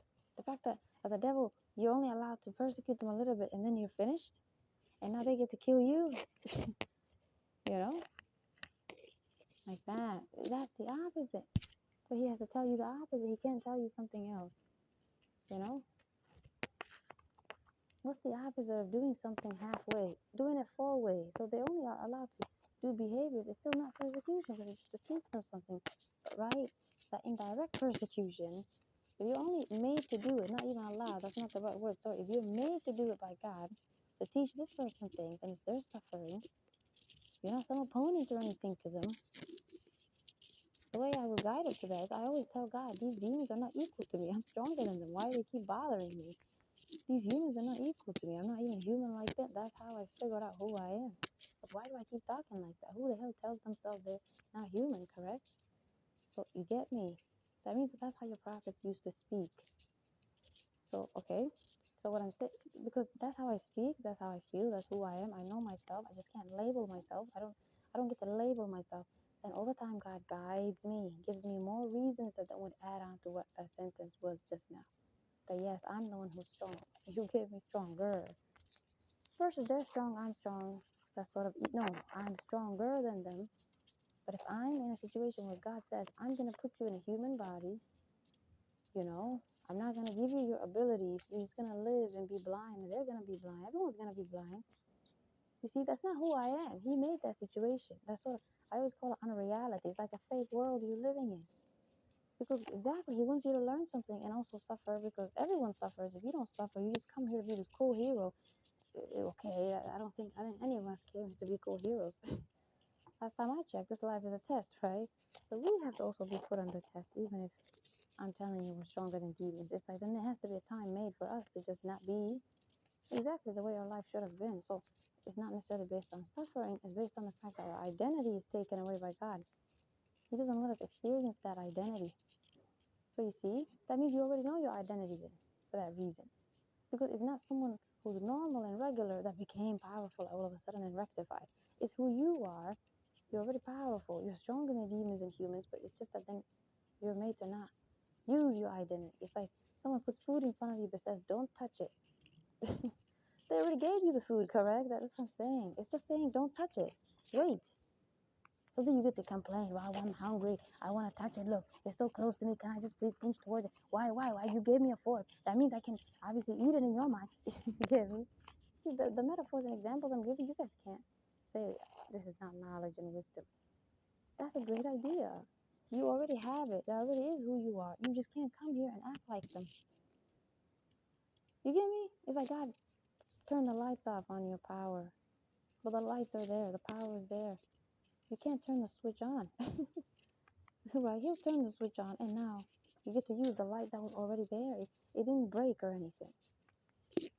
You know? It's like having a phone, but the battery dies. But my Lord, I have the power. Look at my battery. Look at my phone. These demons are already scared of me. I'm already scarier than that. I'm already powerful. They obey me already. Why can't I just get what I want? You get me? You're just fighting and fighting. And then one day the battery turns on. You see, you already had the phone in your hand. That's how prophets are. And that's how for me, I'm not going to tell you who I am. You might be like picking prophets and say you're saying you're a prophet. No, I'm not saying anything, and don't go there. Because still, your image of a prophet is still very bad anyway. It's still very bad. My identity is going to be a big puzzle for all of you. I know it seems like you could just assume something. No. It's still going to be a big puzzle because God won't even open your eyes and mind. But then, two, exactly. Then you can't figure out what I'm going to do. Because, exactly. You just know a little bit of what's going to happen at the end of the world. But you can't bring the puzzle together. And as you can see, one of the things I'm helping you do. You know? So I'm going to have to leave you at some point and not tell you the rest because that's just weird. You know? What was I talking about? I got into so many topics and I want to go back and finish them, but I think I'll stop here.